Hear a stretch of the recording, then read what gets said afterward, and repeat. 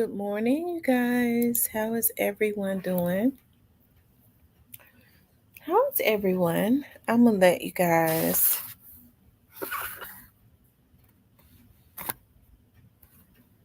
start coming into the room. How's everyone doing this morning?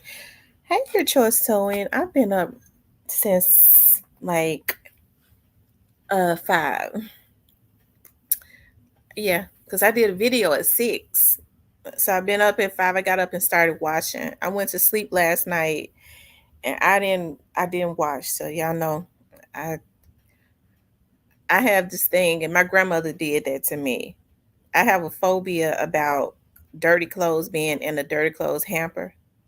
My grandma taught us never go to sleep with clothes in the dirty clothes basket, which means I wash every day. So I got up early this morning washing. Um, yeah, I got up early this morning washing, and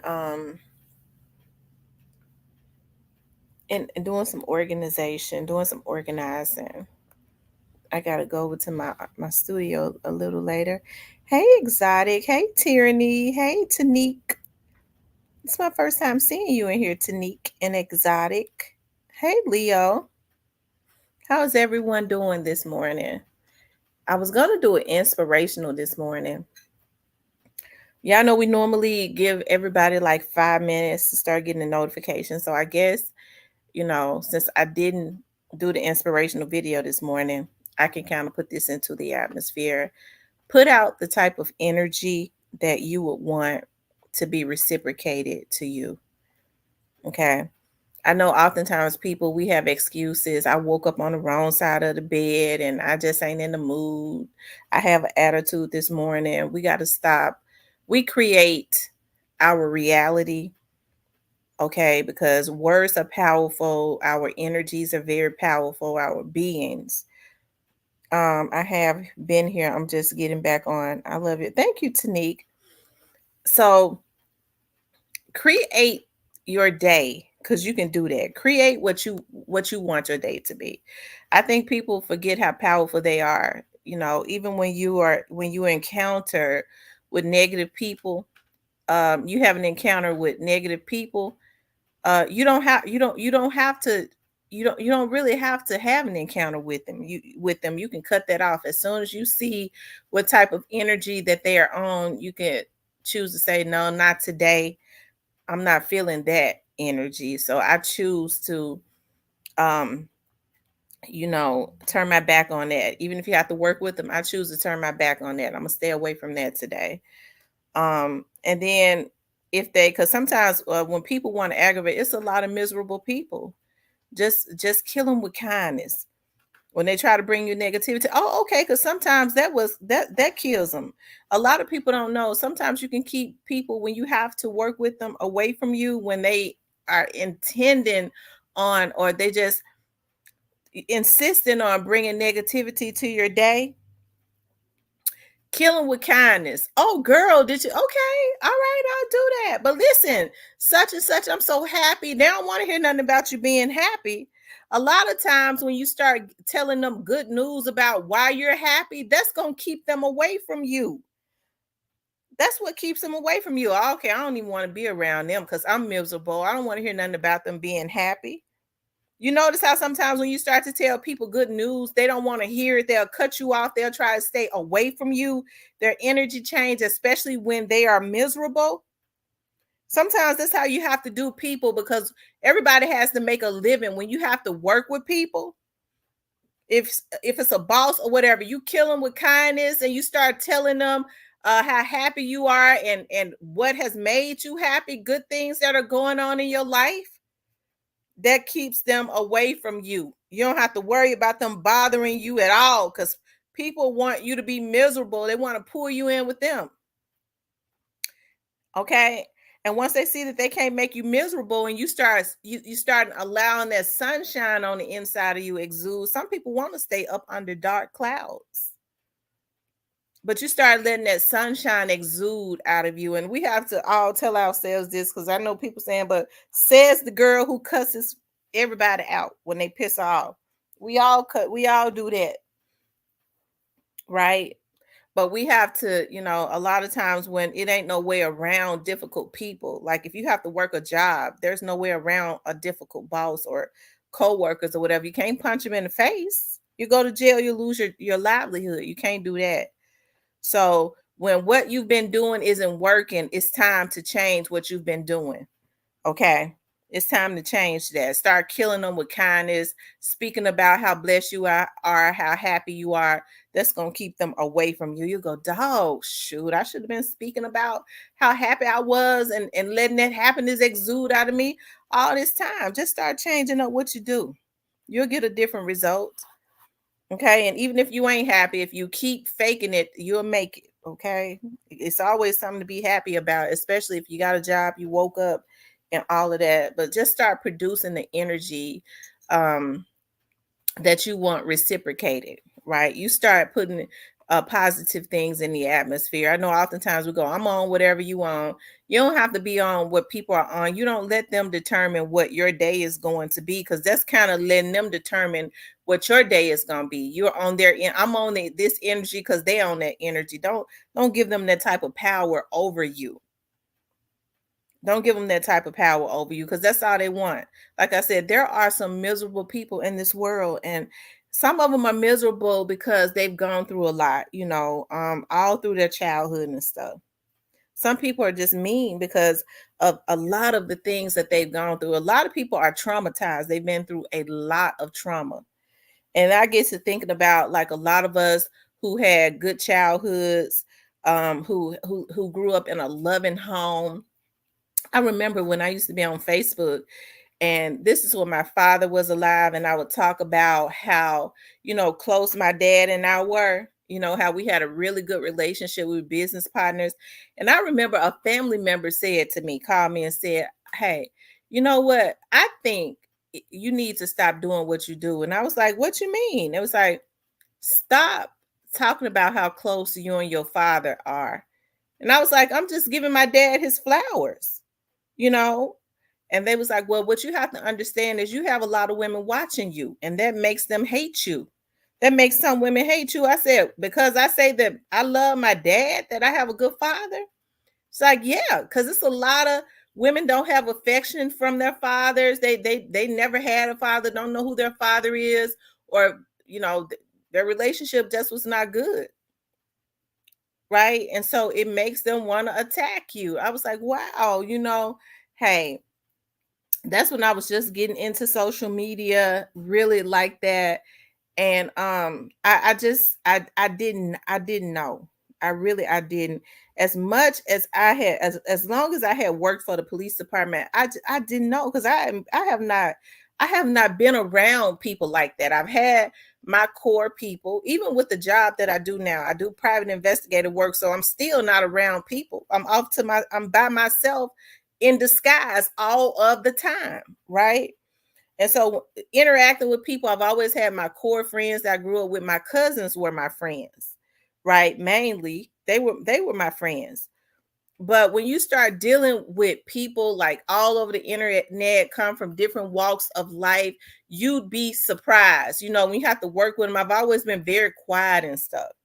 So even working with the police department, when people would come in and stuff, and they were arrested, I've seen and heard and seen the worst cases and the worst type of offenses committed by criminals, right? But they confessed, they were arrested, they were sent to jail. But when you start talking about the traumatization of people that are supposed to be functioning every single day, and just how unhappy so many people are, it's unfortunate. When you have to get out and work with these people, because you have to make a living, you interact with all different kinds of people, it could be a shock. And so that's why it is very important to create your reality and not let other people do that. Start putting out the type of energy, because what you put into the atmosphere comes back to you.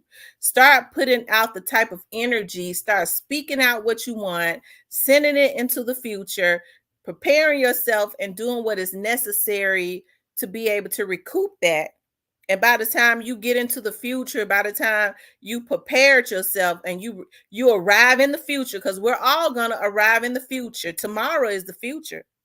By the time that you prepared yourself and arrived in the future, everything is for an appointed time. Whatever it was that you put into the atmosphere, whether it's good or bad, is standing there waiting for you.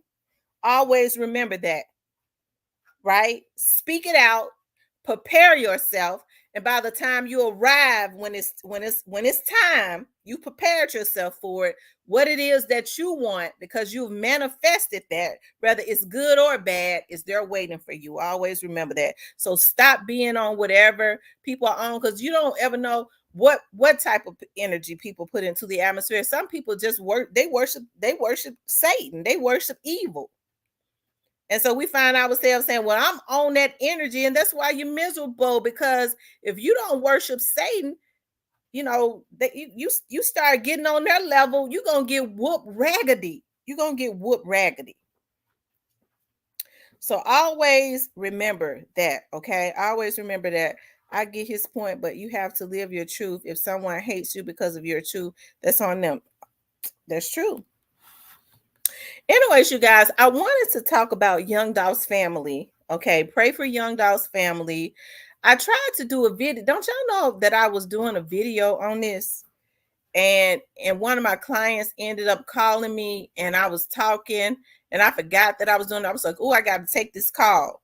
And I ended up answering the phone while the video was recording, because I was just going to upload it. And I was like, I can't put this up. And I was like, I don't feel like editing no video. I just need to go on and do a live, right?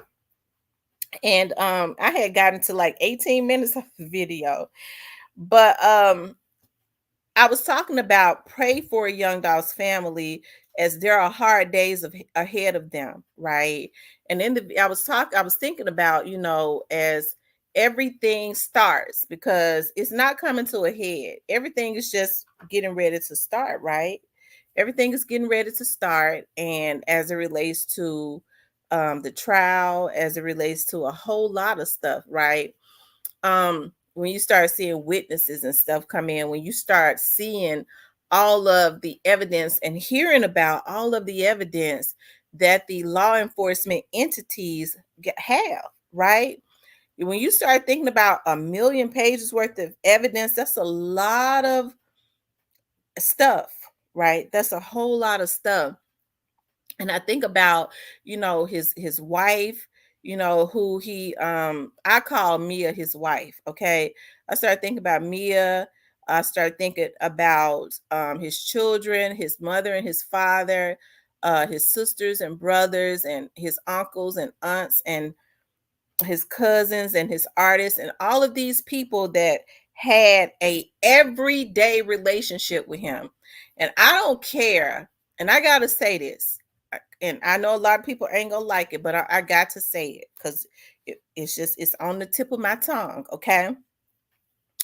I don't care how bad we want justice for him, right? We can't want justice more than the people who actually had some type of intimate relationship with him, some type of close relationship with him, that truly had a love for him, that had interacted with him every day, and he affected their lives, right? We can't want that more. Okay. So when I start hearing people say, well, I want justice for him. Well, that's good. It'll be good if people, if they want justice for him for real, right? You think about, I was listening to Ralo interview, and Ralo was talking about how young Dolph had affected his livelihood, how he helped him, and it brought tears to my eyes, right? And this was a man who helped people, who fed people, and who is still feeding people, right? And when I say that he's still feeding people, it's a lot of vloggers that have been able to come up off of talking about the Youngdolphs case, okay? Speaking about Youngdolph. And what I think is so sad is, oh, thank you, God, is that how, And I trust me, I prayed this morning too. There might be reasons why I'm on something else this morning. I was praying how people have been irresponsible with what the type of information that they put out when they embellish, and they want to, what's the word, they want to make it as salacious as they can make it, because that's what brings in the views and all of that, right? Instead of being thankful and grateful, because some folks are making checks that they never made before because of the Youngdolphs case. He's still, I believe it's his spirit, because he was doing it in the physical when he was alive, and now he's doing it in the spiritual, allowing people to be able to eat.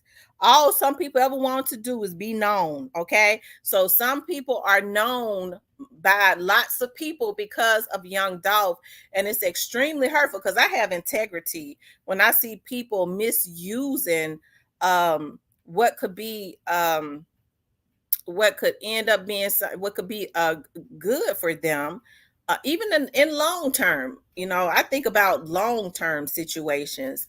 um, it could be good for them in the long term, but instead they're making sure they're creating bad karma with the misinformation that they put out, the lies that they put out, being acting like that they are truly acting like that they want justice for Young Dog, knowing all the time that they are working with some of the people over on the CMG side that has actually paid them to put out misinformation. All of the time they're acting like they want justice for Young Dog. Now I gotta say this, because I would be remiss if I didn't say it, y'all. This is me, and y'all know how I am, okay? And I say this in love, but if they keep doing it, what's going to end up happening is, especially as they put out this misinformation just for views, no integrity. When you're talking about, there are families that are praying, you got Mia J that's praying, you got people that truly love that man that is praying for justice for him. You've had his family being attacked. And if these motherfuckers keep doing it, Lord forgive me, what's going to happen is you're going to be looking at them on their damn live, and they're going to have a damn drug overdose. You're going to start looking at them on their live, and them feds going to kick their door in. They're going to take their asses to jail for all of the dirt that they doing. These bitches going to start, okay, having strokes and shit on live. That's the type of bad karma that you create, okay, if you don't get it right. Okay? I don't have to say, I know when, listen, one of the reasons why, and I never said that I knew everything. That's why people try to say, well, you ain't in the street. No, I ain't in the street. I don't need to be. I don't want to be in the street. Okay? I don't want to be. So you don't hurt my feelings when you say that, but you come over to my page because you know I'm tapped in with the people downtown. That's why you come to my page. Okay? But people have mishandled information when this man's family is getting ready to go through a hard time. Instead of doing what is necessary to at least try and put out some truth, some people just flat out lie. Right? They just flat out lie just for views. And y'all, this stuff like that, it's gotta stop. So people get mad at me because they be wanting for me to be accusatory as it relates to certain people. I'm very responsible. Okay, I can't do that. I can't do that. Right? I was raised differently. Okay, I was raised differently, and so I don't take pleasure in being like the good son. Okay, and when I say that, I see a lot of that on here, and that's why I say people got to start being more responsible. You have folks on here that have good jobs, that have live nicely, and it's amazing to me how they can robotically let people mislead them, right? um because if it don't sound right to me, and I understand that we are all different. If it don't sound right to me, I'll stand in the middle and won't move if it don't sound right to me, rather than be misled. Okay, but I see people that act like the good son. They'll go get a dummy. Okay, they'll go get a damn dummy. And they'll take the dummy as the good son did and say, let's go to Mr. Highway. Okay. And this is how they want everybody to be, right? And they'll take the dummy as the good son did. We understand that the good son was he was a homicidal maniac, even at a very young age. Y'all know the movie that Macaulay Culkin played in, and dropped the dummy in the highway. These are a bunch of these people that have everything to lose, right? And let them crash out and then stand up on the bridge and smirk and say, yeah, we got them. That's because they ain't got nothing to lose. And it's the people that's got everything to lose that they've dropped into the highway, and watch them crash out, right? And so that's why I say we have to truly pray for Youngdolph's family. Y'all know I say I have to put a little humor in everything. We have to pray for his family because they have some hard days ahead of them. And when we start seeing them attack, because everybody that says that they are for Youngdolph, they know they ain't. That's why they don't like me. They try to destroy my credibility so bad, right? They know I know that they're not, a lot of them. And so we're going to start seeing those knives come out even more. They're going to do everything that they can to try and work for that little money that the people that are affiliated with taking Youngdolph out is giving them to continuously put out the wrong types of narratives. Now, since the beginning of time, even with the national medias and stuff, people will they'll embellish a little bit. Okay. That's just what they do, but it's something different going on as it relates to the Youngdolph's case. People have definitely been put on here to try and just tear down and destroy because they're working for other people. And so that's why I say his artists, his especially his family, his children and stuff, as they prepare to hear what happened from A to Z, as they have to go into the courtrooms and look at the video of Youngdolph actually being assassinated. These are the people that love him the most. And so I can understand when Mia J is upset. She has a urgency as it relates to that, because when you're consistently trying to prepare yourself, because you already know you're gonna be sitting in that courtroom, you got to see this stuff. Who wants to see the man that they love? Okay, Tiger, what I'm getting ready to go on and block you, okay? And Tiger, let me tell you something. I rebuke you in the name of Jesus, okay? Tiger, I rebuke you in the name of Jesus. If you come back in here up under another name messing with me, because I've been up praying this morning, you're going to have a motherfucking wreck, bitch. I'm telling you to stay out of my chats, okay? Don't come up in here with that mess, okay? Because I already know you're another vlogger, okay? Because ain't no Tiger ever been in my chat before. If I had thought that you was not another vlogger, I would have just corrected you and let you went on, okay? But I already know what it is. I rebuke you in the name of Jesus. You come back up in here, you're going to see what's going to happen to you, because I'm putting God on you, okay? And go on with your life now. Anyways, okay? Go on. Just go on, leave me alone now. Go on. But anyways, so what we have to do is, when we start seeing all of this stuff, see, people won't put out crazy stuff if people did not pander to it. It's so easy now because people buy bots and they interact. They have little groups where they interact and stuff like that, and it makes folks believe that, oh, okay, well, all these other people believing that they don't know that they're bots, and how organized a lot of these folks think that they are. Hey, that's neither here nor there as it relates to what people do on their vlogs. The only thing I say is folks need to be more responsible. I can't control what people do, but what I can say is we truly need to be praying for Youngdolph's family, because I understand that prayer works, right? I understand that prayer works, and his children and his wife and his family and stuff is going to need strength. And so when I was listening to Ralo this morning, I was it brought tears to my eyes listening to his video. And I want to where my phone? I want to pull up what Ralo was saying about Young Dolph. I like that interview, y'all. I don't know what I did with my phone. I have so many, I can't even find it. Well, Ralo was talking about here it is, how Young Dolph had helped him. Okay. It brought tears to my eyes listening to it. Here it is right here, y'all. We're gonna listen to just a little bit. You got kids out this motherfucker that growing up without a dad. How the fuck I look? I ain't got no beef with your guy or nobody that's with him.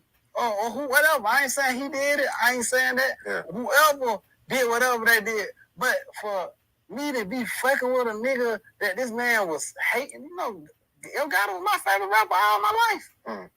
But this man been fucking with me and my family and helping me with my livelihood and helping me feed my kids and shit. And looking out for my neighborhood. He the reason why he contributed to all we have today. For me to goddamn be fucking with some people and that man dead that he disliked it, and his wife, his girl out here raising them motherfucker by herself, I ain't doing that. I ain't saying I'm finna go up here and step on home and do none of that shit. I'm just saying it ain't the right thing to do. If your man's in the ground that you was fucking with and he didn't fuck with these people, I'm not finna do it. I ain't saying, hey, everybody, let's go to war. I ain't saying that. I'm just saying, I'm going to move right. If Goldmouth died today and he was beefing with a nigga, I'm not finna go. If Goldmouth died today and Jesus want to come embrace me, I'm not doing that. All right, Jesus, assalamu alaikum. But I'm not finna go hug this man and embrace this man. I don't want no smoke. Do your thing. You smell me? But whoever it is, smell me, that's just me. Because I don't want nobody to do that to me. I don't want nobody to do that to me. Exactly. Yeah, the dog shit messed the shit fucked the rap game up for a long time. I mean, it's different from the rap game than actually being around a person. Yeah. Man, that brother was a good dude, man. That brother ain't never tried me for a feature. That brother ain't never tried me. He didn't even say, Ralo's there by my clothes to pull up at the video shoot. This nigga pull up after he got shot with the sling on, nigga, and come shoot the video. Yeah, he barely able to motherfucking walk. Hell no, boy, I didn't want to cry to him now. I love that boy. I love him to death. I'm forever with him. I'm standing on that. Hell no, I ain't going. So you got that phone call that day, like, how'd you react? Okay, just let me say this. Okay, so when I was listening to him and he was talking about how Young Dolph had helped him, and he says that, you know, Young Dolph after Yogotti and his people had shot him and he had that arm brace on. See, people get mad at me, but the people that did it came out of Yogotti's camp. So that's the news put that out. So why they mad at me? I'm just reporting on what was in the news. So he says that even though he had an arm brace on and could barely walk, he pulled up at his video shoot, then charged him a dime. And so I told y'all I've been up since 5 o'clock this morning because I was praying and stuff. Okay, that's why I came on and did inspiration. We're gonna listen to the rest of it, but I thought about the thing that came to my mind. I know a lot of people go, she always talk about scriptures. I don't believe in those God or whatever. I do. Okay. And so what came to my mind was because Young Dolph was doing what he was supposed to do, because we're really put here to help other people. I don't care how I say I'm not going to help nobody. It's just in me because I have the spirit of God on the inside of me. I'll cuss a bitch out, but I sure just got it in me to help people. Okay. And folks will say, but Tam, I don't like that. They using you and this and that. I go, but hey, I ain't stupid. But I was just always taught, you give people a hand up. You know, how they handle that, that's on them. If they take it and mishandle that, then it's going to backfire on them anyways. I don't be giving my money and stuff out. But if I can give a person a hand up, I'm talking about with throwing them a lifeline or something like that. Hell, I feel like that's what we're supposed to do. Right?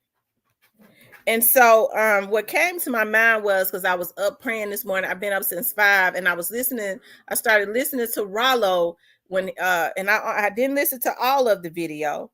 And I thought about what came to my mind, the scripture And I was like, I wonder what scripture was that. It was, though they slay me, okay, yet will I serve. Okay. And so when I put that into Google on my phone, Job came up. And we know the story of Job when they tried to kill Job. And I mean, when the devil tried to take everything from Job, he took his wife, his kids, his money, his land, and everything. And they was like, just curse God. Even his wife said, curse God and just curse God and die. Right, because he was being slayed on every end. I thought about that. You had a group of people that just could not stand to see this brother be blessed. And that's one of the reasons why I harp on this. It's a lot of people that got gifts. Who is anybody else to decide that I don't want this person to be successful, right? Yeah, I don't want this person to be successful. And that's what came to my mind. Though they slay me, yet will I serve. He had a casket. I'm not a casket. He had his arm in a sling. He said he could barely walk, but yet he came out there, okay, to still support Ralo, right? Still supporting him. Ain't charged him nothing, no features, no nothing, right? And you got people that are so selfish, came up off of the city of Memphis. That's one of the reasons why. Let me just say this. I don't have no issues with what people do. But when I hear people talk about the city of Memphis and I see how they coming up off of Memphis, but yet they want to talk bad about the Memphis people instead of talking about the problem. Because see, what they want to do is they be disliking vloggers like myself. So them Memphis people, Memphis this and Memphis that motherfucking bitch. I grew up in Memphis, ho. So what you doing is you grouping me in that shit, and that's the reason why I take it personal, bitch. So if you gonna talk about something, you need to be articulate enough to talk about the direct problem and be truthful with it. Okay, be truthful with it. That's what you need to do. But when you start talking about Memphis people this and Memphis let young Dolph be killed. Oh, okay, so now what we get ready to do, I'm going to talk about you, ho. Because what you doing is, bitch, if you got a problem with Memphis like that, why don't you stop trying to come up off of Memphis? Okay? Because see, people ain't trying to address no problems. Because I was taught if you got a problem with something, if you truly care, you need to have a solution too. You ain't even supposed to talk about nothing. Because see, I'm proactive for real if you ain't really got no solution for it. You analyze the problem and not with your damn lies. And then let's talk about a solution for it. If you ain't got no solution, you out of line. You ain't got no business talking about it. And that goes for any city because it's crime in every city. I've been the first one to say, hey, it's a good thing because I worked for the PD. I understand that any police department, not just Memphis, any of them, they don't like the controversy when people are consistently talking about something. It puts pressure on them to do what is necessary. That's why I say, yeah, it's good for folks to be taught. I don't care who it is. It's a good thing that folks all over the world got an interest in it and talking about it. It's letting the folks know we watching you. You got to do what is necessary. They feel the pressure to bring justice, but do it responsibly. Don't go at the Memphis people. You know, the Memphis people. No, bitch. What you're doing is you're trying to throw shots at Memphis. Bitch, I'm still a Memphian hoe. So when you sitting up talking Memphis people stupid and the Memphis people is pitiful, motherfucking bitch, you coming up off of Memphis hoe? And you sitting up wanting to throw shots at the people? You out of line anyway, bitch. Worry about your city then. Because I looks at all of the news people, all of the news stations, and it's crime in every city. So don't just throw shots at the Memphis people. And that's what makes me mad about a lot of these Memphians when they jump on here. I grew up in Memphis. It's too many people in Memphis that just want to shine. That's all. A lot of them ain't got no damn sense. I can talk about them because I'm a Memphian. You motherfuckers ain't got no sense. You sit up on folks' vlogs and let them talk bad about you and your city instead of saying, whoa, now this is the problem. I'm from Memphis. This is the problem. You care about Memphis. We gonna address this right here. Cause see, this right here is the problem. Instead, yeah, you right. You know motherfucking well, unless you've been living in a cave, that a nigga that ain't never lived in Memphis and ain't studied it, don't know shit, don't know what the real problem is. You do. And you sit up and go along with it. Instead of saying, no, Miss So-and-so, no, Mr. So-and-so, I'm a Memphian. I know what the problem is. Stop taking dimes to lie and making your city look bad. Because I'm going to talk worse about you. I'm not going to be on a live where people sitting up to, yeah, the people in Memphis is this, and that. Bitch, I'm from Memphis. What you mean? What you talking about? You going to have to come better than that. Then jumping up on these panels scared to say anything, you get your ass up there and tell the truth. You grew up in Memphis. Instead, you scared to say something. You scared to say something because you want to be seen. So what you up there for? Ain't nobody got to tell no Memphian what happened to Young Dolph. Everybody knew when it happened. Tell the damn truth. Or just say, I'm going to stay out of it because I don't want to tell the truth. I ain't going to say nothing. But if you ain't got no solution, you ain't got no business talking about the problem. So that's the reasons why when you hear me, because I go in on any city that ain't right, but you better believe I done looked up some stuff and analyzed it. I don't really talk on a whole lot of different cities. Okay? I know the politics in the Memphis and Mississippi area. I do know that. So you don't let nobody, you don't jump up on panels and go along. They want you up there to vouch for that crap, that bull crap that they put out. Mia J had Dolph killed. And you got I got a Memphian up here. They vouching for it. You's pitiful. You're a poor representation of your damn city because you want to be seen. You don't let nobody talk about everybody in your city and group you in it just because they disrespecting you. And you know it's a lie. Okay? That's the reason why you don't see me. I support I support a few people. Okay? Even if I don't agree with them. I don't deal with that all that stuff they put out there. Okay, you know, I don't agree with you on that, but it's some solid folks that I pull up in their lives. If I pull up in their lives, I like them. I like them a little bit. I like some, but I ain't supporting nothing that has a vendetta against a city that's feeding them, and you ain't got no solution. So you out of bounds. You out of line. First of all, you're going to lie. You're going to get some damn pitiful ass Memphians to pull up on your live to help you vouch for that lie. Young Dolph family wanted him dead. You know, you don't let nobody. Young Dolph is a Memphian. He was raised up in Memphis. You don't let them disrespect his family. You don't let them do that. No, you already know if you're a Memphian what happened. Whether you with Young Dolph or with CMG, you could protect them all day, but you know what happened. So if you truly want justice for Young Dolph, you don't let them go talk about his family.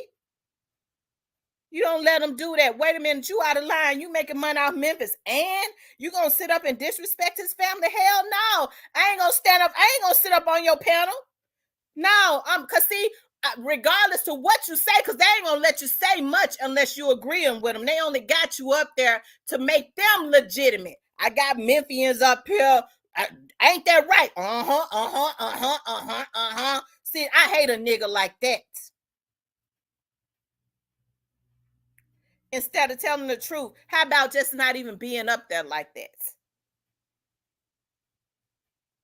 And so that's why I say, that's why when people come into my chat and they get to hollering about, you know, Mia J did this, I'm gonna put your ass up out of here, bitch. You're not going, because see, I'm a true Memphian, okay? I was born and raised up in South Memphis. And I could have been born and raised up in any city. You're not going to come up in here and put that propaganda into the atmosphere with your lies. Okay, that's disrespectful to young Dolph. And even in his grave, that was his damn woman. That's his mama, his dad, and his damn kids. That lady raising his children. You're not going to come up in here with that. You're going to get cussed out. Mia J didn't have nothing to do with what happened to young Dolph. She been forced to pick up the pieces and be a single mother. She was forced to do it. And before some of you bitches say, well, I'm a single mother, bitch, you chose the wrong nigga. Your nigga is still alive on the corner smoking crack. You chose him. Her man was proactive, provided a great lifestyle for them, and his life was interrupted. You can go on the crack corner and get your man when he take that pipe out his mouth. Okay? So that's why I say his family has to be prayed for. And I said I was going to be calm, but I was up praying this morning. I believe that was the Spirit of God that came through me. Okay?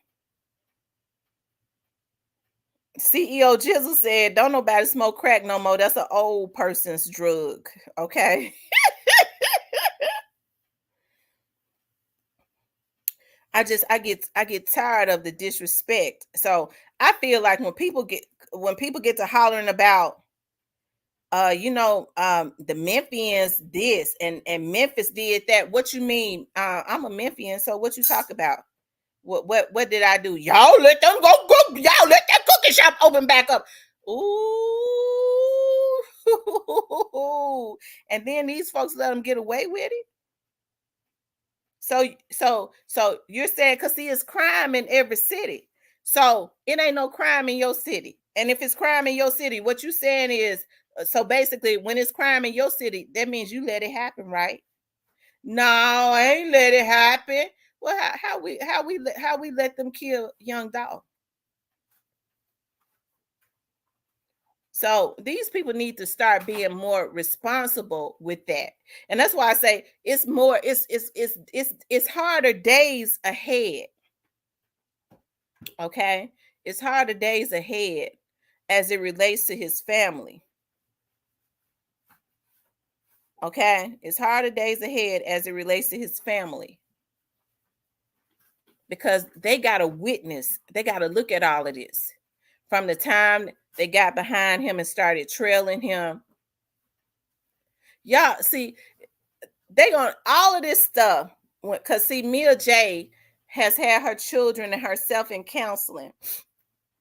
All of the woulda, coulda, shouldas. Hey, Kimberly, all of the woulda, coulda, shouldas are gonna come up again. Young Dolph turn off here. What if he had just went on ahead and turn off here when they lost him, and he had decided to just keep going? All of that stuff gonna play in his folks' head. Maybe he'd still be here. When the truth of the matter is, they had decided, a group of people had been planning and had decided that he had to go. And they was living in Atlanta at the time. They just had decided we're gonna get him in Memphis.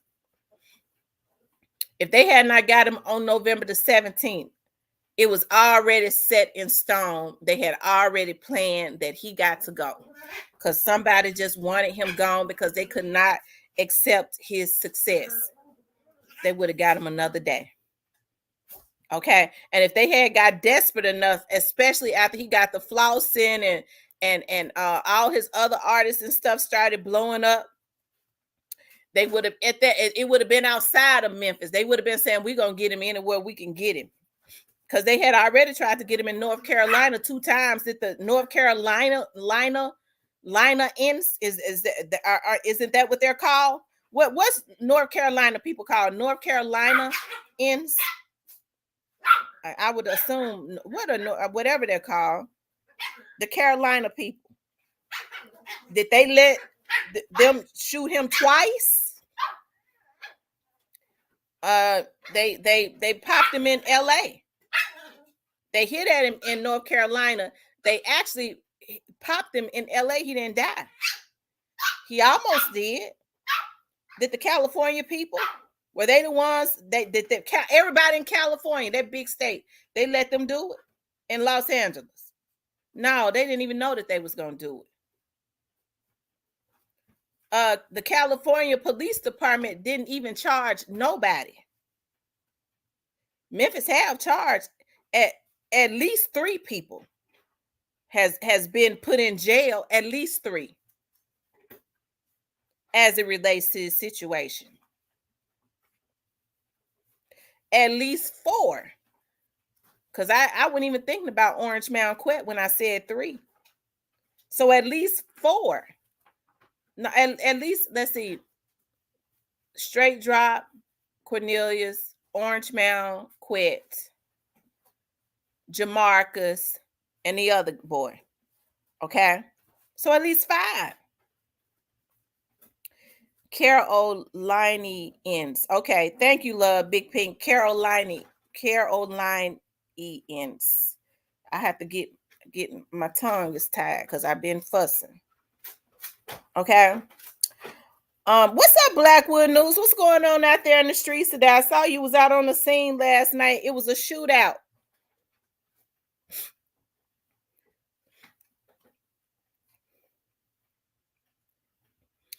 Carolinians.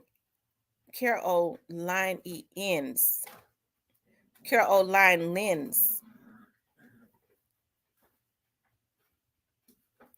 Carolinians.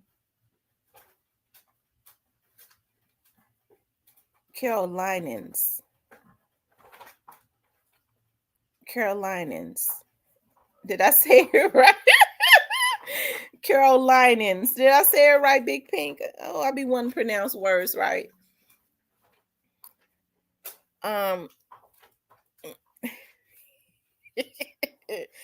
Great Face says, who is the 5th one? True Aquarius says, what's the other dude's name, T?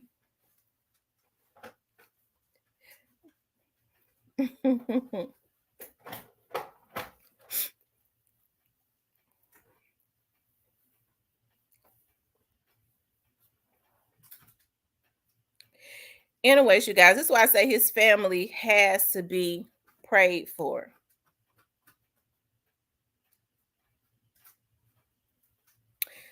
Carolinians.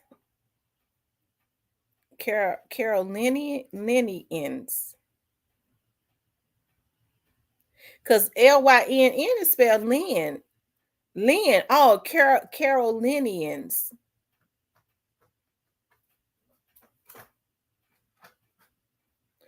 Oh, Carolinians. Thank you. I was saying that all wrong. Carolinians. Did I say that right? Carolinians?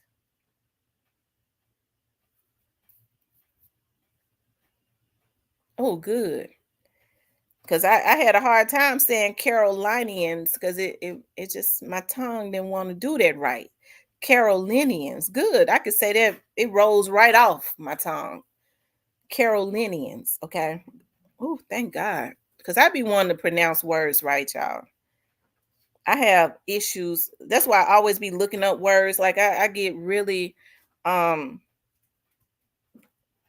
insecure when I feel like I'm not pronouncing words right. And I'm serious.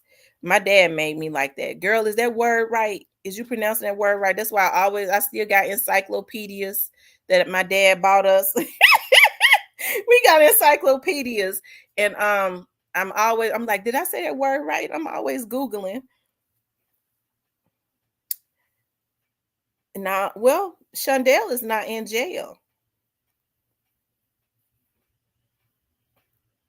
They let Shondell go. And yep.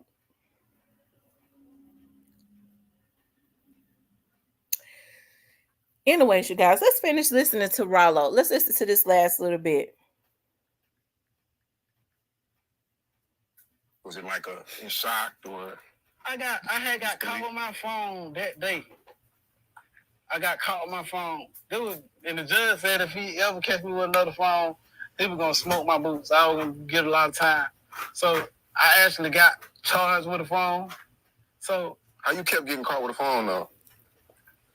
I might that Like they just do random searches or some shit? They do that, but, you know, I never posted no pictures of me or Nana in jail, but them motherfuckers just know I got a little money. They know I got a little money. They know I need, and I talk on the wall phone all day, so they know it's another phone. This motherfucker. So like, I think it was just identifying the character. You smell me? Then you know I'm in that motherfucker to the point where you see authority. They on some shit like, okay, this nigga got all these millions of dollars. We're gonna make sure he know that he not in power at my facility. So I'm quick to yes sir, no ma'am. How you doing today, sir? I'm very, you know, polite when it comes to authority. You smell me? Yeah. So they took your phone that day? Go ahead. When they took my phone, they took the phone. I seen where they took the phone to. When they took the phone to them, I went over there and I got it. I stole the phone back. So when I stole the phone back, I gave it to a white boy. I gave it to the white boy. And I was like, hold the phone, because they might find out I got this motherfucker. It's hard to get phones in feds. So the white boy got down, wallahi, this motherfucker walk out the dorm and get a police phone and say they belong to Ralo. So the day Dolph died, me and him, I had a fucked up day. Then I found out that happened. I ain't even know on my phone. I'm on lockdown for the phone or whatnot. A nigga come to my door and say, your partner Dolph just died. I wanted to kill his ass. Y'all better get away from that dumb, stupid ass. Don't tell nobody that. Yeah. What the hell wrong with you, boy? He was the first person to tell you? He was the first person to tell me. There's some good niggas in Alabama, man. Shout out to Clay County, Alabama. Yeah. And you was like, nah. They say, yeah, I love Alabama. So I'm thinking it was like the last time. I'm doing business down there now. They ain't tell me his ass was up through there. You smell me? I ain't found out that to going, because now they removed me from that facility because they feel like I got too much influence over the facility. Because just like then, you got the little boy, white boy named Texas. You got this old dude named Burnt Dot. All these people signed the affidavits. That's my phone. That ain't Ralo phone. Got several people signed the affidavit saying that ain't my phone. So right then, you know, people was just advocating not to get me moved, because you got to think about it. Some of these dudes, I have no money on their book, no income coming. I'm in that bitch feeding the whole dorm. I got this good spirits in there because we praying all 5 prayers every day. We got good structure in this bitch. So these people went up for allowing me to leave. They was trying to protect me from that. But as soon as, you know, I would have said, hey, that was a white boy phone who agreed to this. Oh, you a snitch. It's just stupid shit like that. I paid 7 niggas to take phone charges and shit for me while I was down. And before I went to jail. You smell me? So it's just like that, you know. Yeah, man.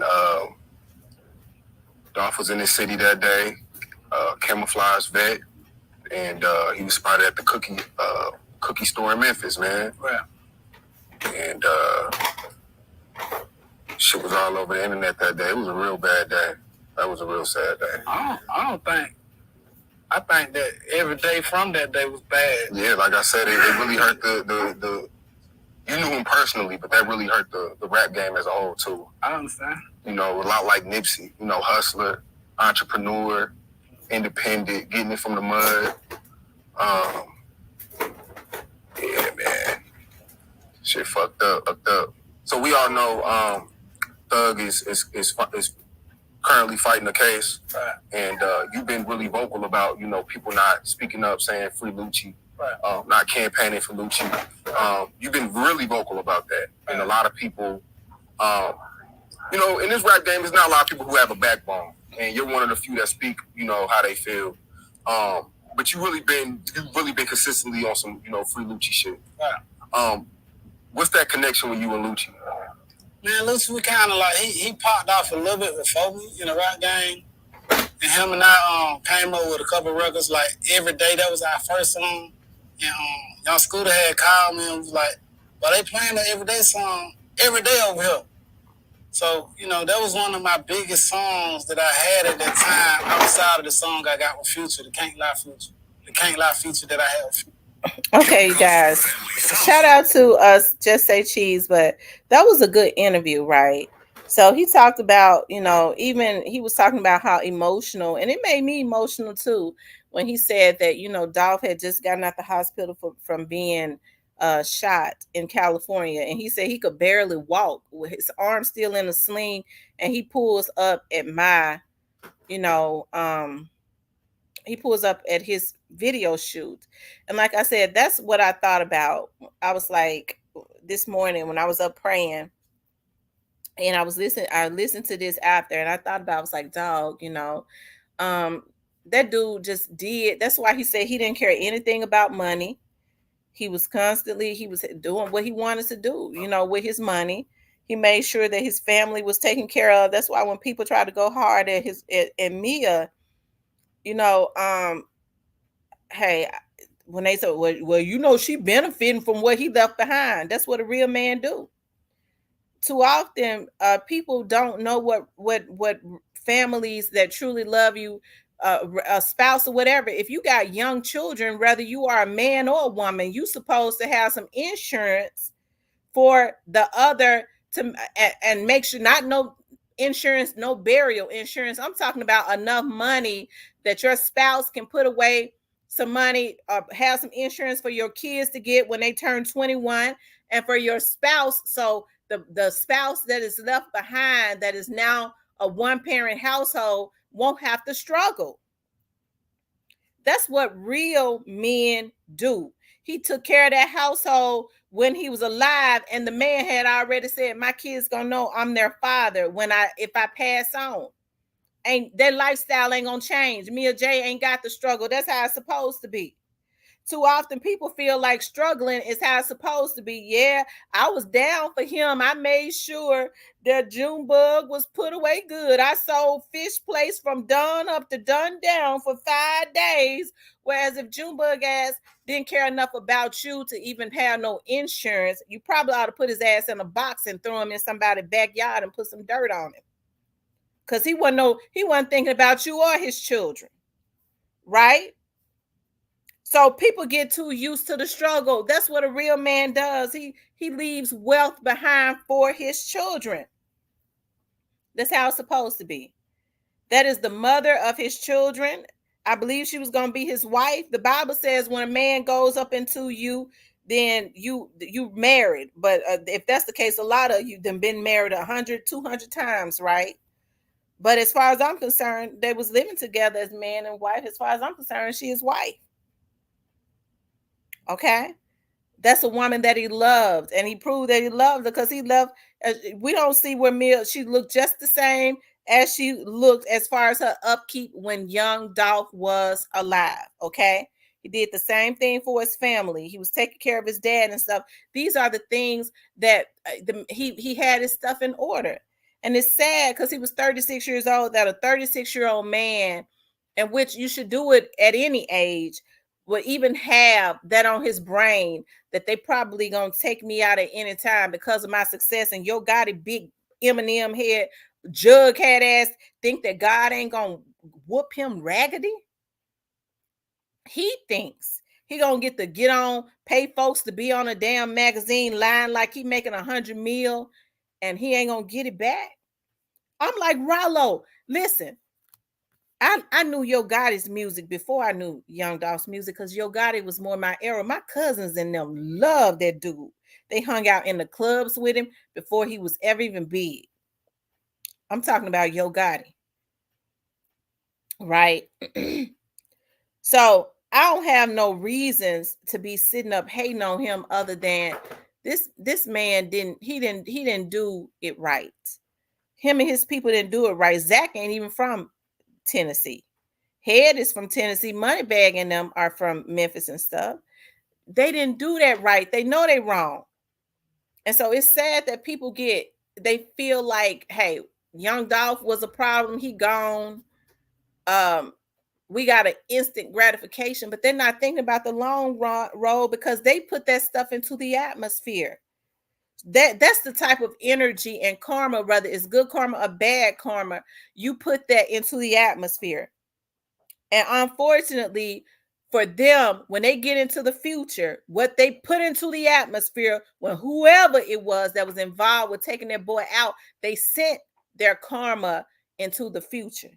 And it's going to be sitting there waiting for them when they get there. It ain't no way around it. They can't buy their way out. They can't lie their way out. They can't die their way out. They're going to have to deal with that. Okay? Pimp Out Ride says, good sunrise, Tamara. Ain't nothing wrong with a woman being passionate about righteousness. Wrong is wrong and right is right. Love who you are and where you're from. Thank you, Pimp Out Rides. So they did that, right? But the important thing is helping to pray Youngdolph's family through this unfortunate situation. Can y'all imagine how it's going to affect these folks? First of all, when folks are Youngdolph, Youngdolph walked into that cookie shop. He walked in that cookie shop. I could tell you that with 100% certainty. The police know he walked up in there, and there's video of him walking into that cookie shop. He wasn't dead. He wasn't nothing. I'm sure some folks gonna be putting out some stuff saying it was a lookalike. Okay, it was a lookalike. Let me stop. I'm giving these niggas ideas because then the folks gonna believe it. He walked into that cookie shop.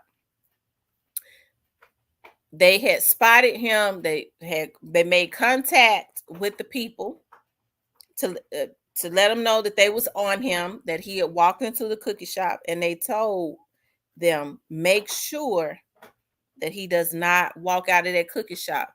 Listen, a police said that to me. So if the police, and I've been saying this for 2 years, that they said that. I did a video on that 2 years ago. If it ain't, if it's still up, that they said for him not to walk out of that cookie shop. I haven't seen it. So more than likely, don't get me talking about, because it was okay, because I'll get mad when I start thinking about that. Okay, they was deleting my videos, and I think a lot of people was involved in deleting them. Some of the people, because they wanted to be able to say I was the first to put it out, and stuff like that. Okay, they're jealousy, but they put that into the future. They created that bad karma for themselves, and by the time they arrive in the future, them handcuffs and stuff gonna be there waiting on them. They be talking about they hate the police again.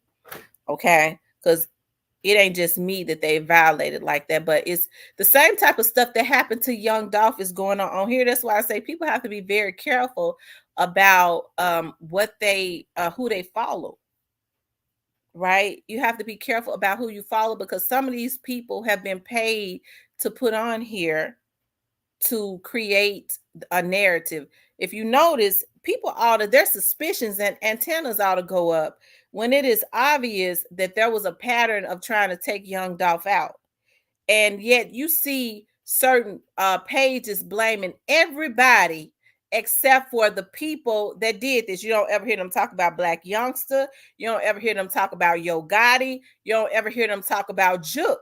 If you are following pages, see, that's why they can't stand me. Go back and look. I don't care how salacious it sounds, how good it sounds. Not unless you've been paid and you running with a group of people that's putting out that garbage. Go and look at their pages. And if you don't see them talking about Yogotti, Big Jook, Trula Mafia, Black Youngster, any of those, if they've kind of picked and chosen and they're talking more about people that was closer to Young Dolph rather than it being a pattern and it being obvious who was involved, then your antennas ought to go up, not unless you on a damn slow bus. And there ain't nothing wrong with being on the slow bus, okay? Just identify it, because I'm very compassionate to people like that, okay? But your antennas ought to go up.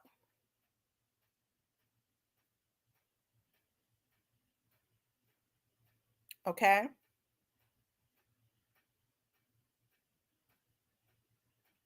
But his family is going to need prayer more than ever, okay?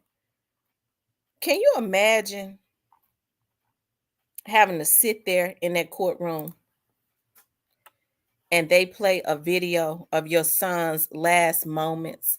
That's their damn child and loved one. And his family is sitting there and they have to see that boy walk into that shop. And once he get in there, walk up to that window and they start spraying at the glass and him falling. See, to a lot of the vloggers, they just wanted it because they're bloodthirsty. Some of them, I'm hearing, wanted to be the first one to put it out, get a hold to the video so that they could put it out. Because whoever, I'm told, whoever had put it out first, they were supposed to receive a lot of money, because the people who did this to him wanted him and his artist humiliated so bad. And some people was gonna put that video out for that little money. I wish they had. I don't wish they had put it out, but I really wish that if they had got their hands on it. They don't understand that they was gonna go do a lot of time, and that the government was waiting for them to put that damn video out if they could have got their hands on it. But they just like straight dropping them. They are crash dummies. Straight drop them thought they was getting ready to be famous. And so they went and did something that has taken their whole lives away from them. And the damn people who thought that they was going to be the first to put that video out thought that they was going to be getting some money. Okay. And that money was going to go to a lawyer, and their ass was still going to do some time. You see what I'm talking about? Who in their right mind would want to put out a video of that man losing his life like that? If somebody gave me the video to this day, if they tried to give it to me, I would say, I don't want that. No, I don't want it. It ain't nothing I could do with nothing like that. I don't want to see it. But they gotta look at that. That within itself is traumatizing. Majority of everybody that's on this live with me are parents. Okay? How would you feel? Regardless to whether your child was famous or not, having to see a video. It's parents that are victims of their children being slain every single day. Who in their right mind that have had loved ones slain? Who in their right mind would ever want something out like that unless they sadistic and think they're gonna get paid? First of all, in order to take payments for doing something like that, you sadistic. It takes a special kind of sick, twisted freak to even take money to want to put out something like that. It takes another kind of twisted, sick fuck to even want to put it out just for views.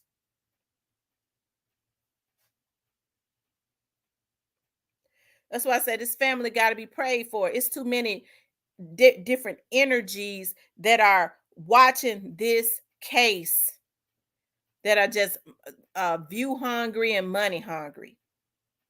And so it's a lot of bad energies around this case, when I would think that everybody would have been trying to come together. Okay. Everybody would have been trying to come together to try and at least put out the right thing. If it didn't sound right, we ain't going to speculate. We're going to come together. We're not going to speculate. And if it don't sound right, we ain't going to put it out because this is too important. But people ain't do that. Instead, there was a lot of competition. They get mad at me because I wouldn't even say I'm the first to put it out if folks weren't stealing my stuff. I don't even have issues with people putting my stuff out, if they said where they got it from. Okay. That's stealing. That's almost like plagiarism. Okay, because then they don't even know how to change it up a little bit. Okay. They'll take folks' stuff and say it verbatim, use their verbiage and everything.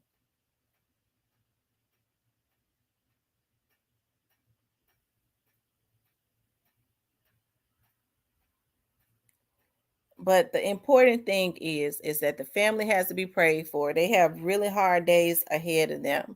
I would never in my life know where the hits and stuff came from. Because see, when you start getting to talking about, Key Glock and them, he on the picture with Teasy. Youngdolphs is on a picture with Gotti. Youngdolphs was cool with Trula Mafia at one point. At some point, everybody in Memphis know each other just about. These dudes are in the same age group. They all had an interest of rapping, so of course they knew each other. They was gonna know each other and probably was cool at some point, right?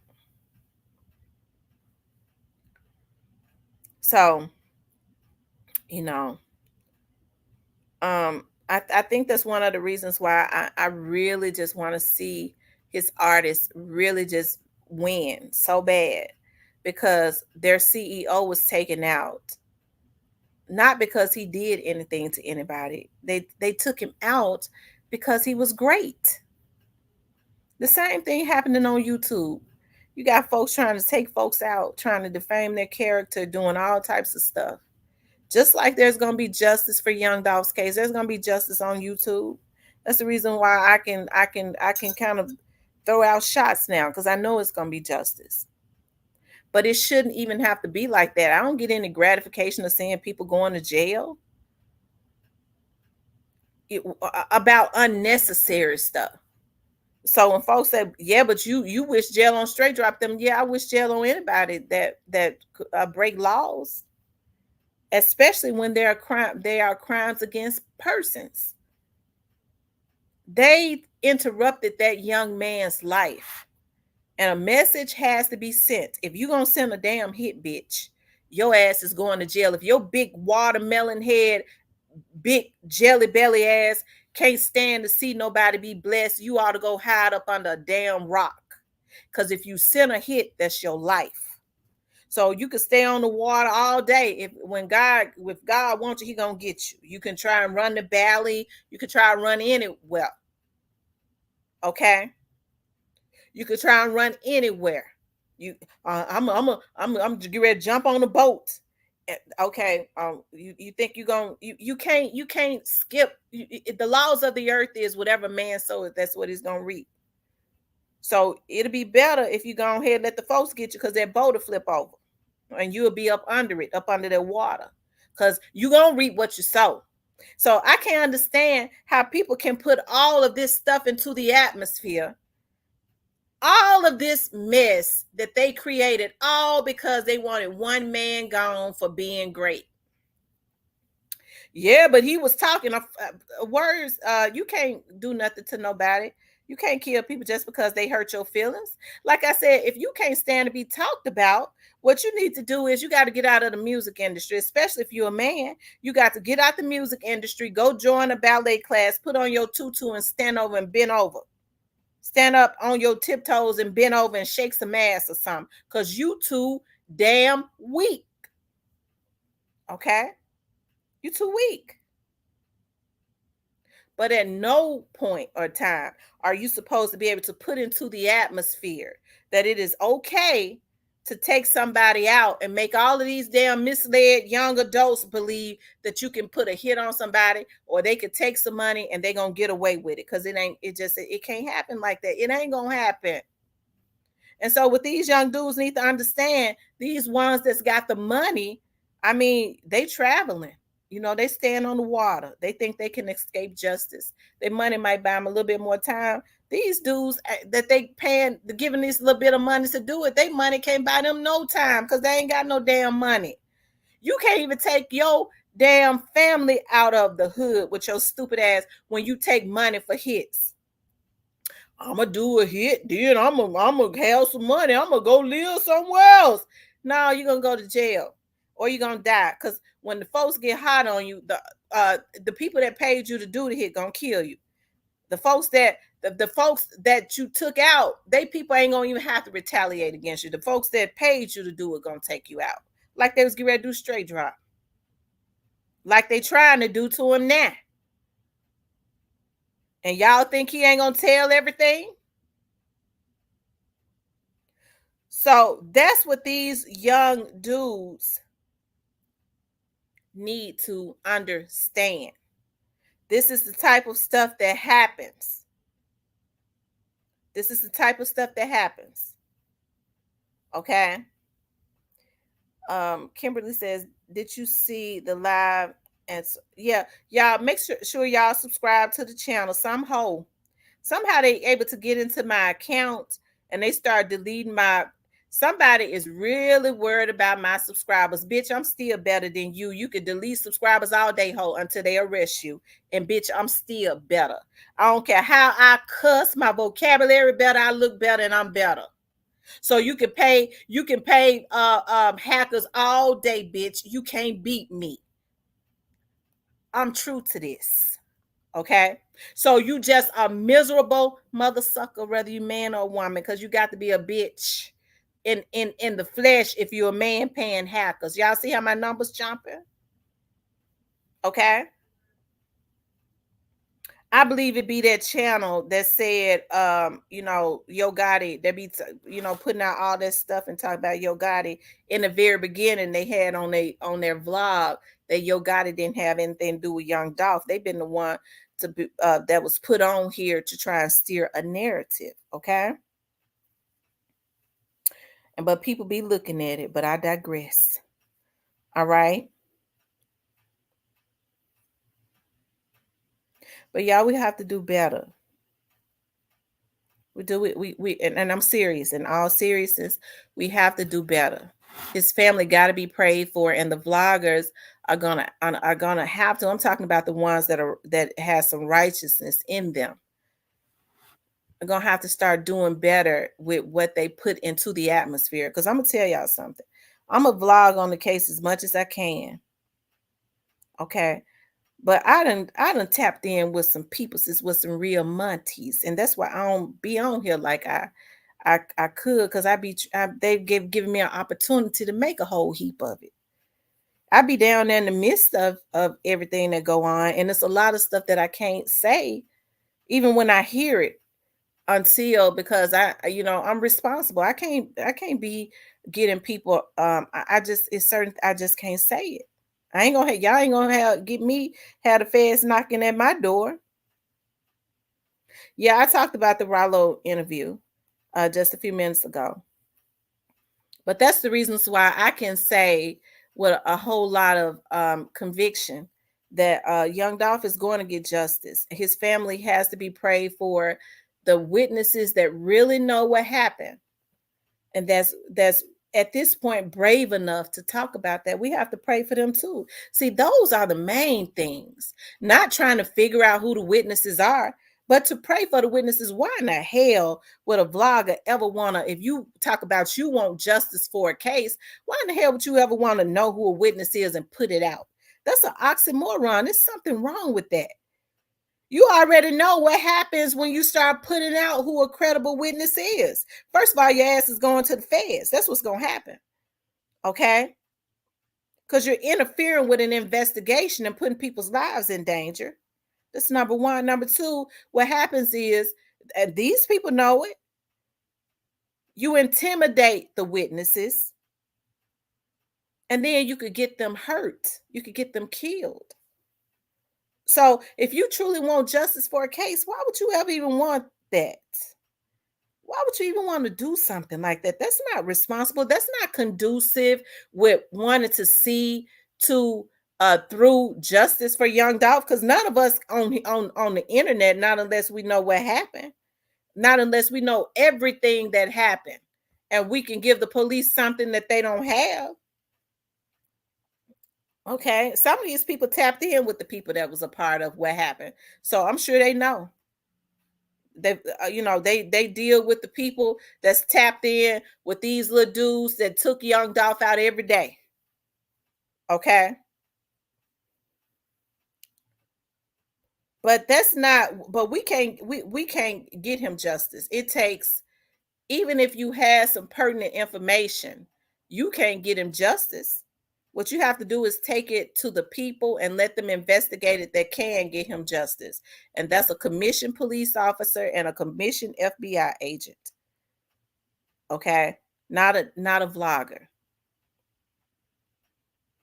Nothing, when Young Dolph gets justice, nobody on the internet could take credit for it. You know why? Because nobody on the internet has gotten 1 million pages.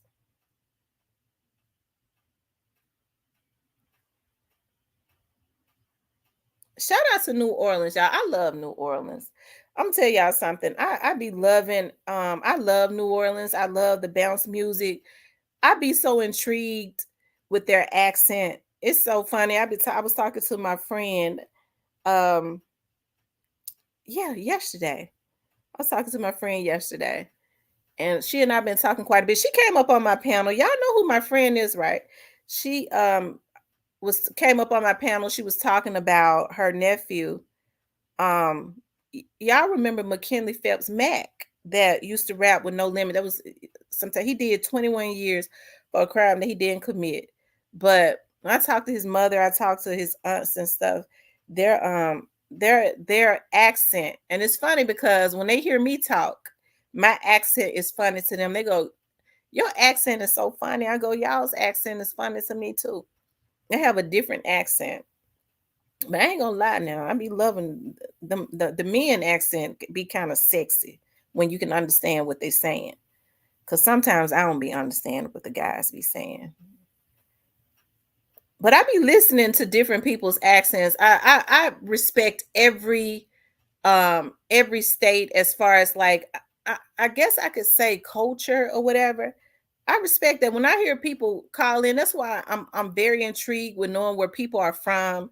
Like one of my moderators is from out of Delaware. It's funny because I know Delaware is not that far from New York, and I was talking to her, I believe it was yesterday or something like that, and then just listening to her accent, I was like, wow, that's something. Like I like to listen to people's accents so I can kind of know where they're from, because I respect everybody's city. Like with my one of my moderators is from down in Tupelo, Mississippi. Tupelo, Mississippi, and Memphis is not that far from each other, right? But I can tell, like even with DJ Sipsalt, I can tell, even though it's a similarity, I can tell a Mississippi accent from a Tennessee accent, from a Memphis accent. I can. I can. There is a difference. Even though it's similar or similar, the guys told me to say similar because I have a habit of saying similar. It's similar, similar. Even though it's similar, it's different. Okay. Who are you talking about, Mike? What you talking about, Love? He said, who are they? I'm kind of lost because we didn't talk about so much stuff. Who is who, Love? Rodale Franklin says, Gotti, Black Punkster, and the rest got karma waiting for them in the near future. Tell me who you talking about, Mike Love, because we talked about so much. Are you talking about my friends in New Orleans? And listen, and they think it's so funny because I have a habit of saying New Orleans. I've always said that, New Orleans. I just recently started saying New Orleans, or I say New Orleans or New Orleans. My grandmother lived in New Orleans, probably in the 70s for a lot of years. Was it in the 70s? Yeah, because my mother said that she was 7 years old. And my mother didn't like it. So yeah, my mom didn't like it. But my grandma lived down there because she had married her first husband. Family was from around that area. They lived down there for years. Him and her.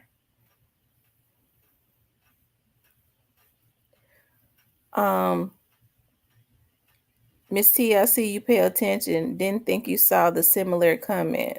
I did. I was intending to comment on it, but I think I was when I looked at it, I was going in about something else, and then I forgot. I had to rethink about it.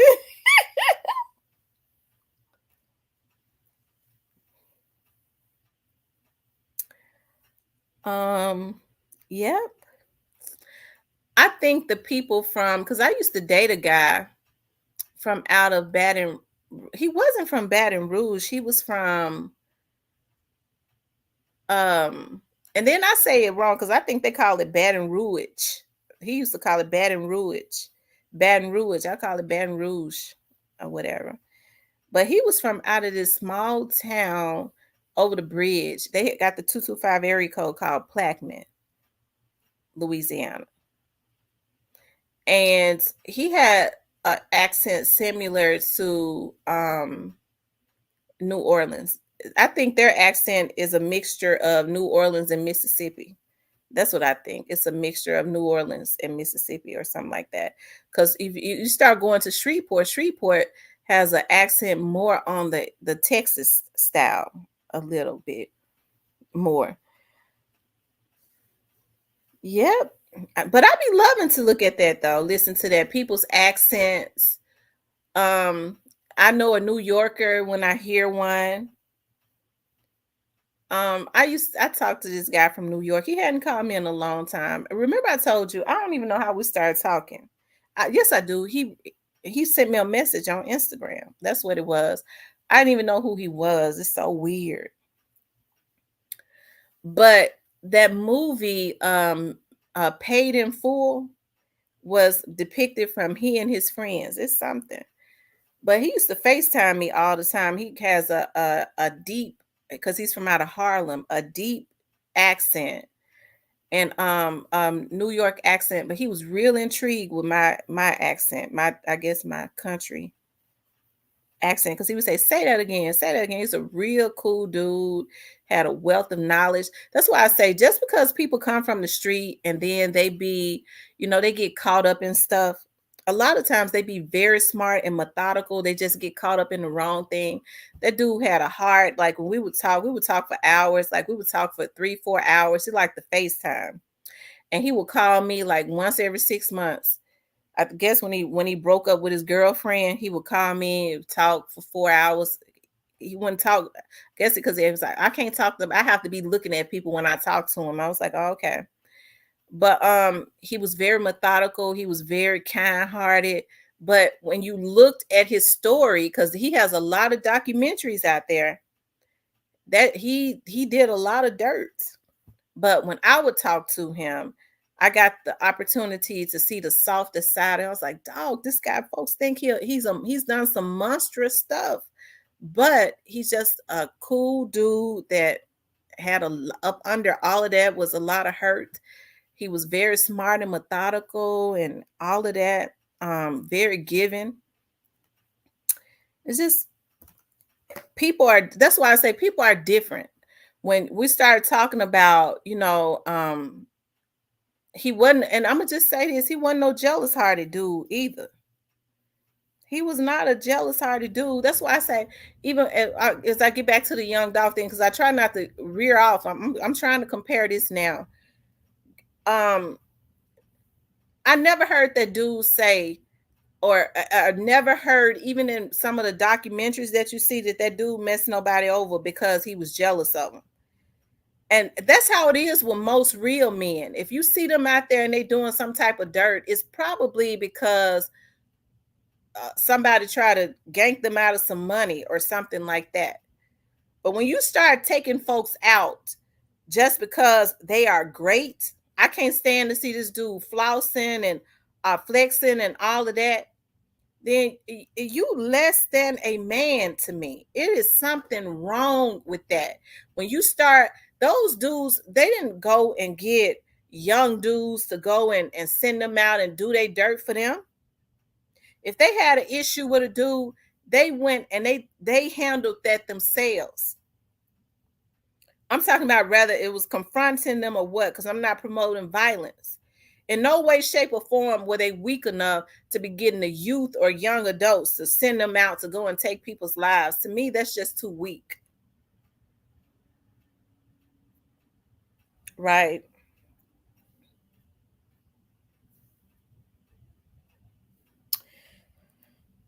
But anyways, I hate haters too. And I think it's just really sad to me because y'all know what's going to be so sad. Youngdolph's family they're ready to go to trial because they want some answers, because it don't make sense to them what happened to Youngdolph. But you know what's so hurtful? Even after the trial, it still ain't gonna make no sense to them. They're gonna leave even more confused. So are you saying they took him out just because of this, he had to go because he was great, it's gonna really just gonna be confirmed.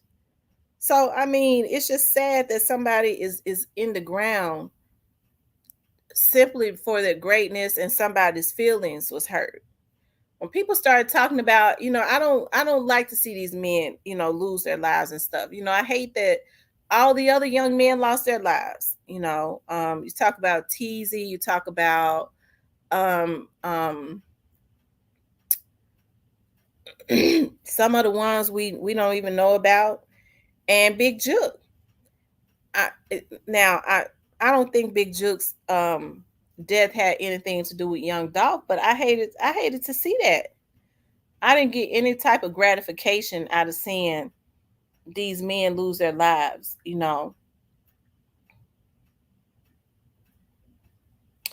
Anyways, you guys, the lines are open.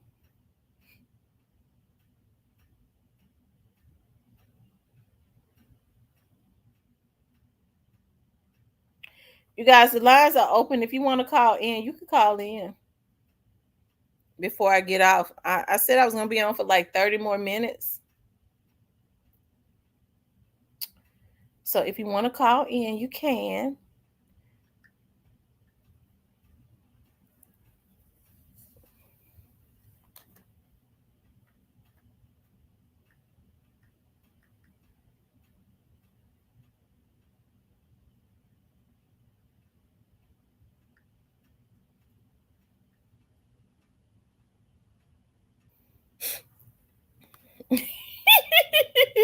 Magname Mace giving y'all the opportunity to call in.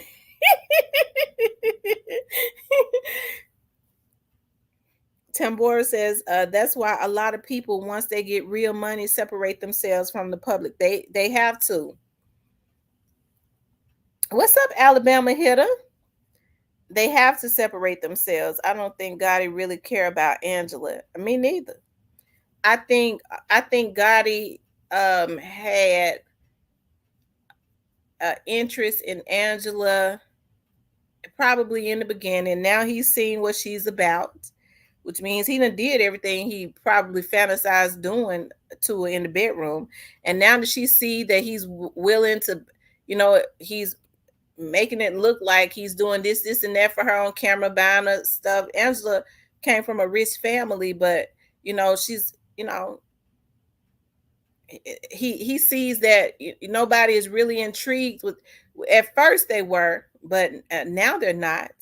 They're not really intrigued with their relationship like that. I think he had hoped to be the next Beyonce and Jay-Z. People are more intrigued with Nelly and Ashanti. Now they're getting the traction than they are them. I think it's old to him. It's old to him. He done already flipped her every which way he wanted to. And she's enjoying the money that he spends to flip her. And I know flip means something else, right? Like threesomes or something. I ain't talking about that. I'm talking about, well, I don't know what they do, but I didn't mean that. And so I don't think he's really that intrigued anymore. He needs some company when he traveling to these other countries. Yeah, he need company when, because for some reason he don't like being in the United States. So I mean, I guess she's good company for him.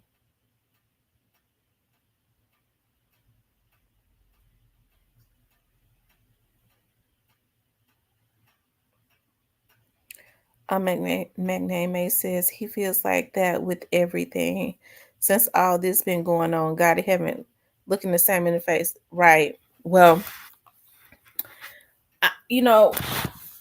hey, it didn't turn out how they thought it would turn out, and so people are gonna have to not to be so hard on because I try to be careful about what I say because I don't want nobody. I don't want to create no atmospheres for nobody to go do nothing to Gotti because I don't want that. I be wanting for people to get justice. I be wanting justice served. Youngdolph's family need answers, and then they need the real answers, and then they need justice, not for people to be slaughtering folks. I'm not animalistic, so I don't believe in that. Not unless a person is a threat to your person. Dolph's birthday is is it the 25th? Y'all, when is his birthday?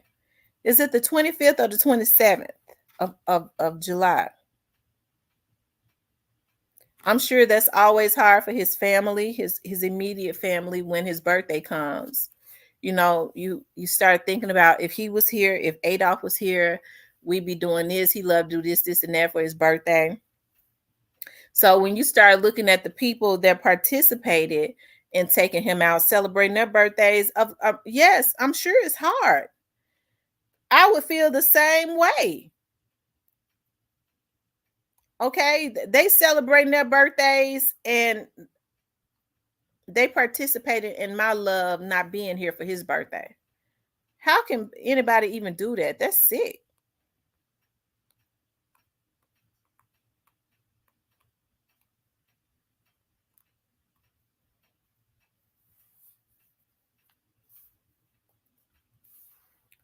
It's next Saturday. Let me see. His birthday comes up. I think it's the 27th.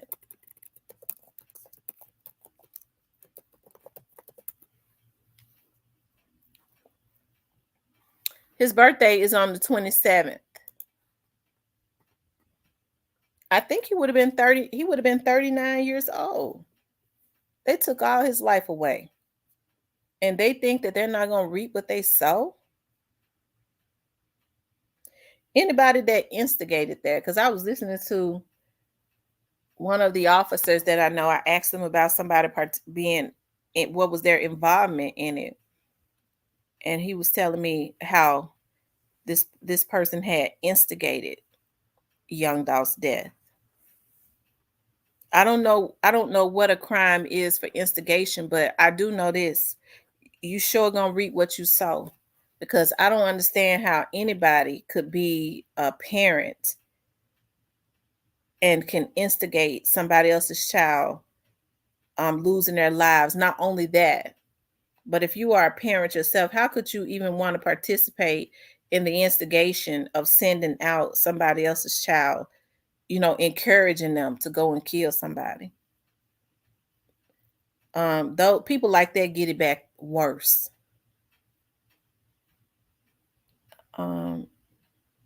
Angela ready to get married. She ain't about to shack up too much longer.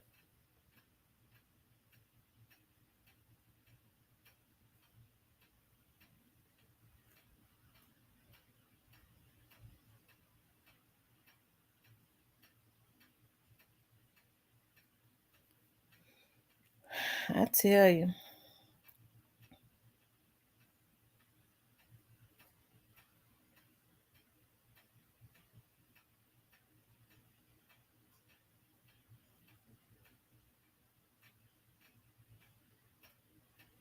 Everybody has to pay for their part in what they do, especially when you destroy lives, and they destroyed lives when they killed that boy. They was wrong for that. There was no reasons why.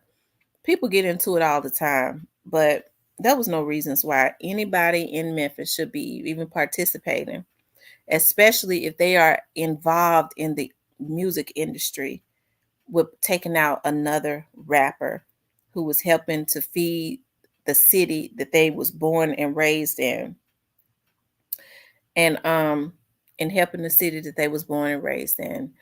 The people in the city, especially if they were in the industry, and the people in the city had also supported them, how could they do that? How could they bring such a negative connotation to a city? Because I'm gonna tell you something. I don't care who it is. Before any of these rappers were big, it was their city that was putting them on. It was their city that was putting them on, because it was their city that was booking out these hole in the wall clubs that they was performing in. So how that's really a I don't know. It's just wrong.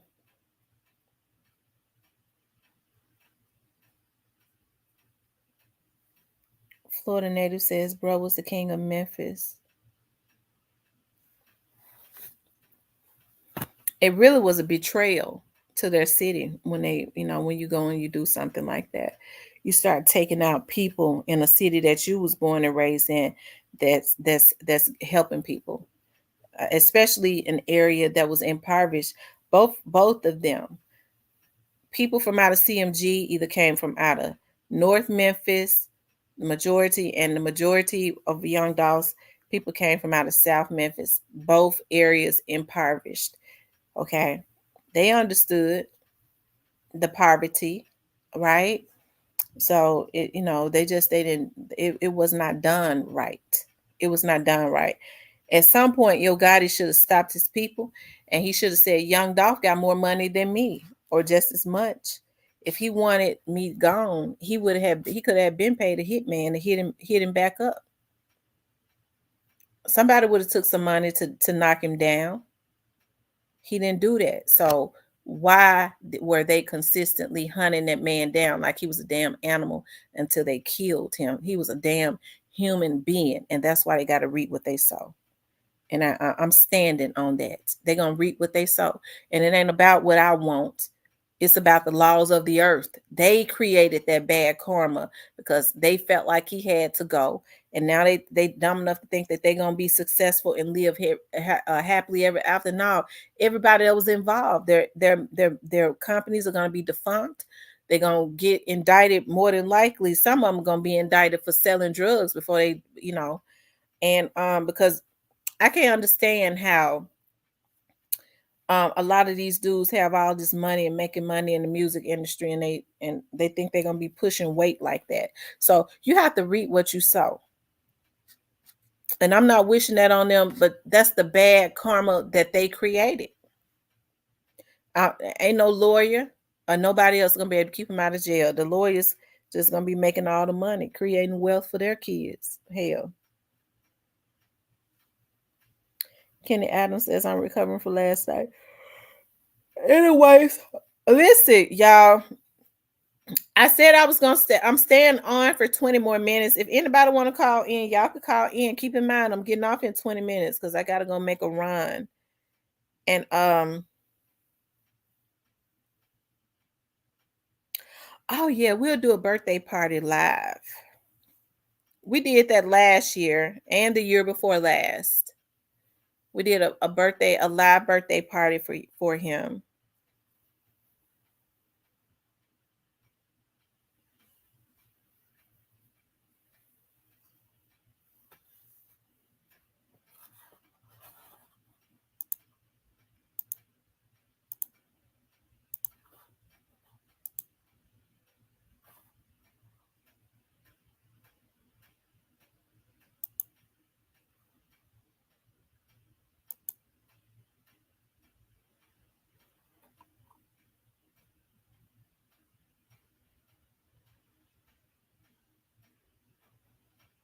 Okay.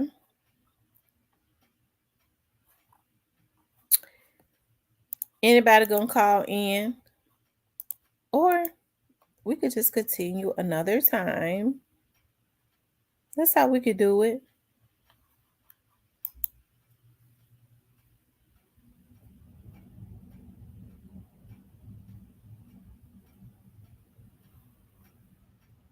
Oh my God. Look at this. Oh my God. Hold on, y'all.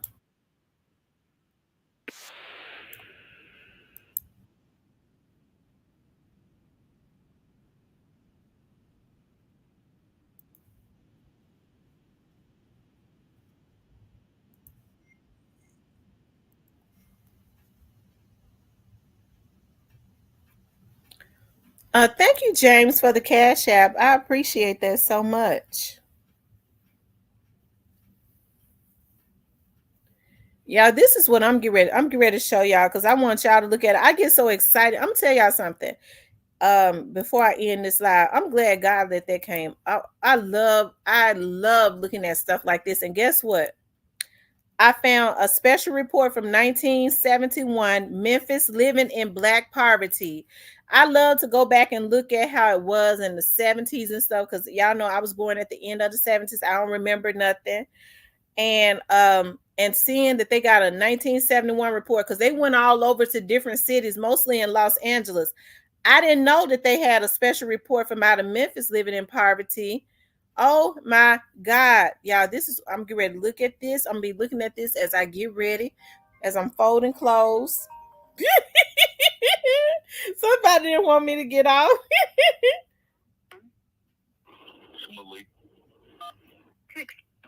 What's up, Malik?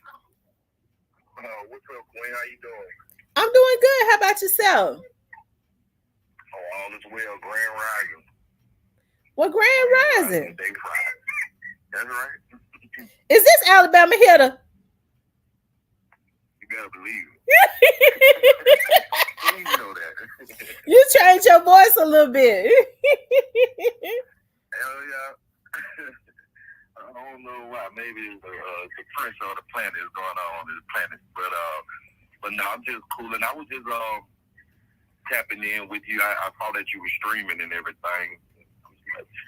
So what's going on with Dolph? I was reading the title on the video. Is this Alabama hitter, or is this somebody else? Because I'm looking at, I'm kind of listening to your voice. It might not be him. Oh no, I'm from Alabama, but I ain't Alabama hitter. Oh, okay, because I'm listening to your voice now. No, that ain't Alabama hitter. You kind of sound like him, but that's not him. Hey, see, I hear shit in Alabama.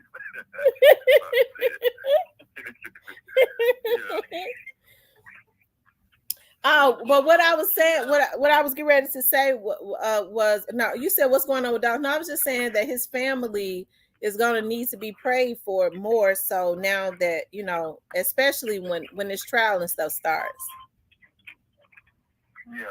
When that starts, man? September, supposedly. September. Yeah.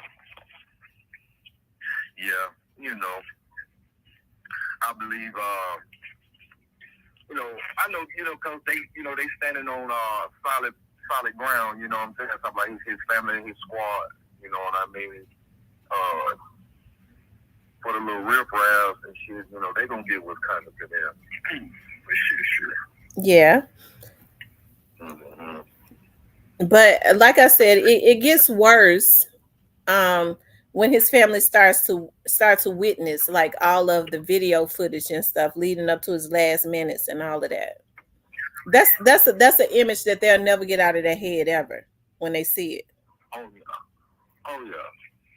Yeah, that shit right there was thrown off like around that time, I think, because what we had, you was like me and you were talking about once before, you know, you had all of them getting knocked down online, with Run and Duck and Mo3, Nip, and Dolph. I think when I saw Nips, I think that's when I got off of all media platforms. Like, I couldn't take that shit. Mm-hmm. You know? And then when I seen that shit happen to Dolph, like, I had really just locked into his music probably like, I don't know, maybe 2 years before, you know, the tragedy struck. And just started digging into him. I was like, shit, and he messed with everybody, you know, in Memphis and in Atlanta, you know, getting his buzz. And you seen him out there in Cali getting his buzz.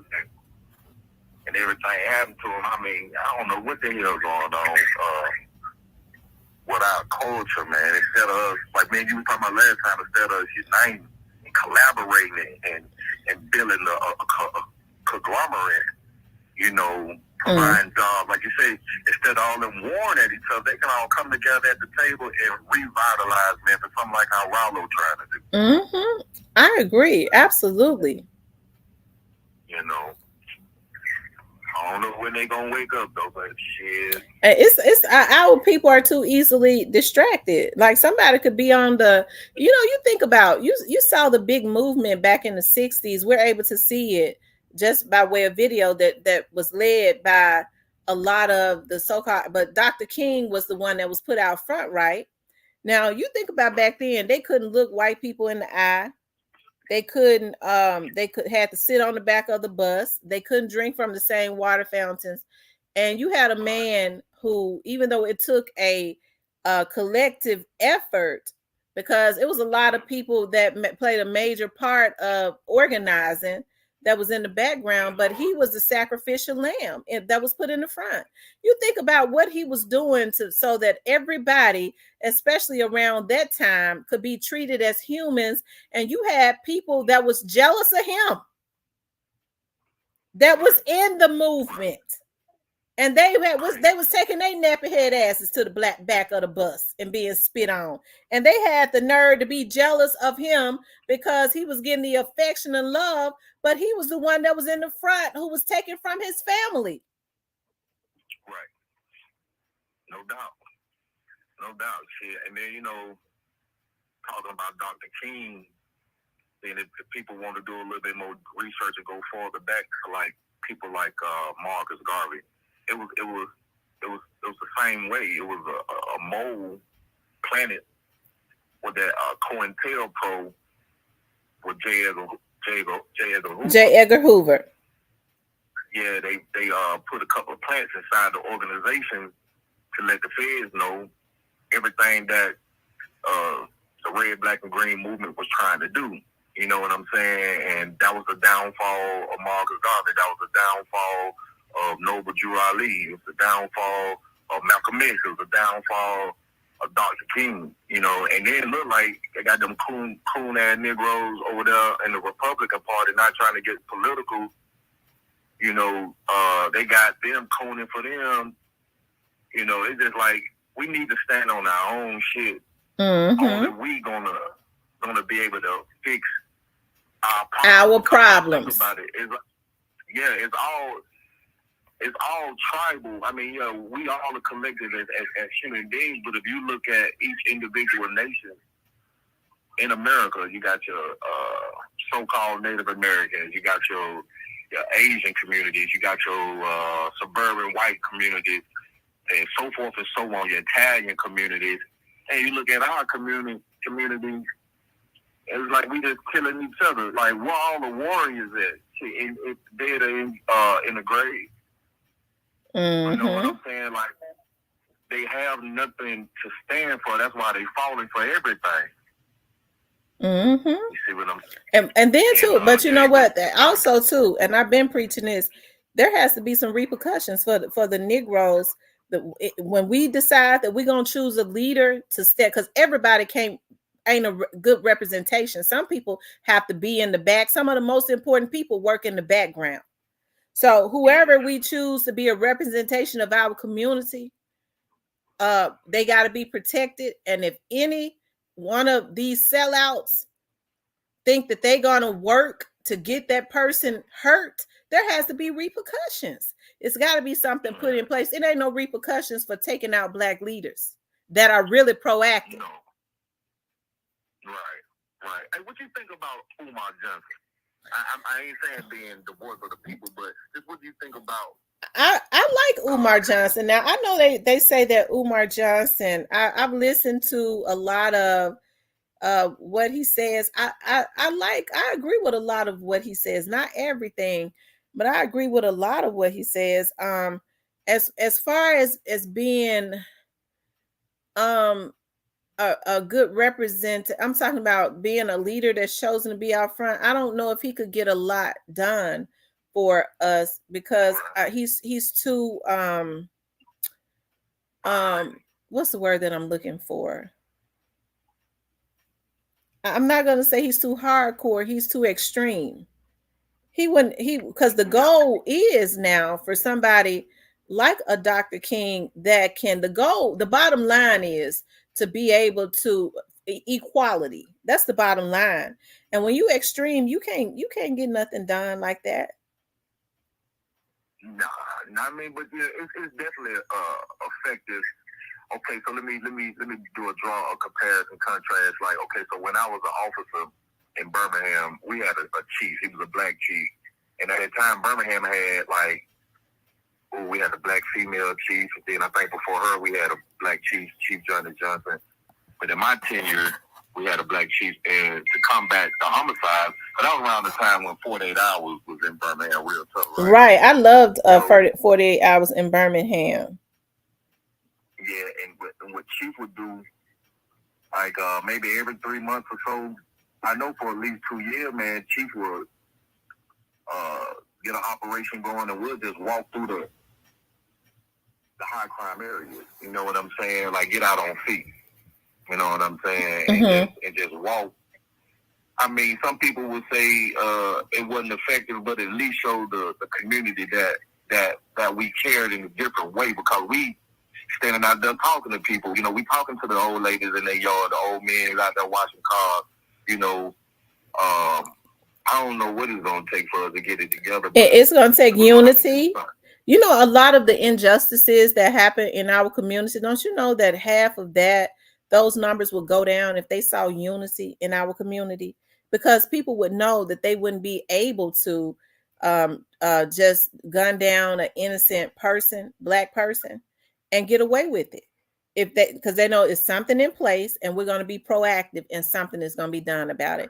And being proactive is not saying, well, I'm not going to vote. Now, these judges and stuff that's a very important race. So how are we going to be proactive if we're letting Klansmen, and I'm not saying every white judge is a Klansman, but if we don't watch who is elected, because these judges will let them create an atmosphere to let these police officers that are crooked and these criminals, it could be a black criminal, okay? Because I'm for criminals taking a nasty asses to jail. You know, don't look. I don't want to, because see, I get real mad. Okay, so for these criminals to go to jail, okay, well, we'll let him back out here, menace to society. He's affecting the black community. So they'll create an atmosphere to consistently let the real hardcore criminals out and convict the proactive black men that could be out taking care of their families. So that's why we have to be proactive all the way across the board and unite. Yeah, for sure. And then as well, Pam, it was like, okay, just to kind of go back on Dolph and just everybody that was like of this status that we lost.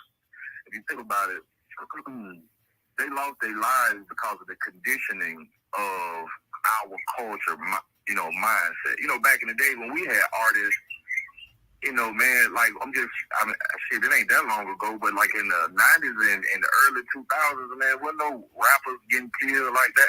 When that shit became cool, you know, to beef online and then to go slide on somebody in broad daylight. I mean, that shit. You see what I'm saying? That right. Really, really throw it off in the head. You know what I'm saying? Like, man, Dolph wasn't studying nobody like that, man. That young brother was making money and trying to create opportunities for everybody, trying to get what they was going solidified so we can keep and continue to generational wealth, not only for his family, but for the other people he was finding. And it's just terrible, man. You know what I'm saying? I know last time we were talking about 2 weeks ago, I think that's when the young lady at the church chicken had tragedy, lost her life. But like, this weekend down in Birmingham, man, they had a little get together at a club. It was a family like get together at a little club or whatever. Man, these boys came up there and shot 14 people. What? I'm talking about shot 14 people. And I think 4 of them tragically lost their lives. I'm talking about 14 people in one incident. So even though I'm not tapped in with law enforcement like I used to be, you know, I still watch the news from time to time, even though I travel a lot. And I can see that the mayor, along with all the federal agencies, they doing the best that they can. I mean, they really are. I mean, I was a cop for 8 years. I know what them boys, them men and women go through. You can't stop a crime of passion. You can't stop a crime of opportunity. You can't stop a violent crime, because that's what it is. It's a crime of opportunity. So what they trying to do down here is they trying to ban, I guess it's going to be within the city, like a city ban on AR-15s. Not that you can't purchase them but you can't ride around in your cars with them. Oh wow. You know, why would they probably, certain people don't need those machineries anyways. Mm-hmm. And they were talking about the Glock switches. The ATL was talking about the Glock switches. Because they was noticing on a lot of these crime scenes that there's so many rounds being dispensed at these crime scenes. They like, man, it gotta be a Glock switch on. You know. Mm-hmm. You know, so the crime is pretty bad. So the crime, but you know what? Crime is bad everywhere. It is. It's bad everywhere. Right. It ain't just Memphis. You know what I'm saying? You talking about, you know, New York, Chicago. You know, Chicago kind of simmered down a little bit, but they still getting active. Like you said, in all our areas, you know what I'm saying? We just going to war with each other. You know what I'm saying? And that shit just, it's ridiculous. You know what I mean? And I know it's the answer for it, but I don't think people really gonna be ready for the answer. You know what I'm saying? I feel like nationwide that if you kill somebody cold blood like that right there, that once you are arrested and convicted, they need to just go take your ass off the planet too. Like, stop letting these motherfuckers sit in prison. Mm-hmm. My language. Mm-hmm. You know, bragging and boasting. And then, you know, making phone calls to the outside. No, man, you took this man's life, man. No, you gotta go. That's right. You, the murder rate will drop. It's drastically. It'll drop drastically. I mean, it's literally an eye for an eye. If you taking, you know, I think, on that same weekend, Tam, it was a guy and his girlfriend and a 5-year-old baby. And all that happened in one weekend, and all three of them lost their lives, man. A 5-year-old baby man. Oh my God. Man, that's crazy. Mm-mm. That's crazy. You know what I'm saying? I mean, they just cold-blooded with that thing. And then they around here, and you see, people got to think about it, because, like, when I be having conversations like that with some of my folks at OG, they were like, man, what's going on? And I told them, I said, man, it's the drugs and the music. Listen, I'll never forget, I was working one of my little moonlighting jobs. I used to post up at the Applebee's on Fridays and Saturdays. So that's why I used to make my little side job. So I'm out there chilling. I used to stand out front, you know, whatever, just show my presence. So it was this group of about 6 people come in. I could tell they was under the influence. You know, they smelled like bud and everything, but it was this one. Man, he was high on something else, because this boy, he had white foam all at the side of his mouth. And when they came in there, they was like, what's up, OG? I said, what's up, man? They were like, I'm coming here to get some drinks. I said, all right, man, y'all take care, have fun. All right, boom. I'm talking about not even 45 minutes later, the manager step out. Was like, hey, Malik, hey, man, I go back in there, and guess who it is? Buddy with the foam in the mouth. Ooh. So I walk up to him, he like harassing the women that's at the bar. So I walk down up on him. I'm like, what's up, man? His eyes just like, he don't even look like he was there.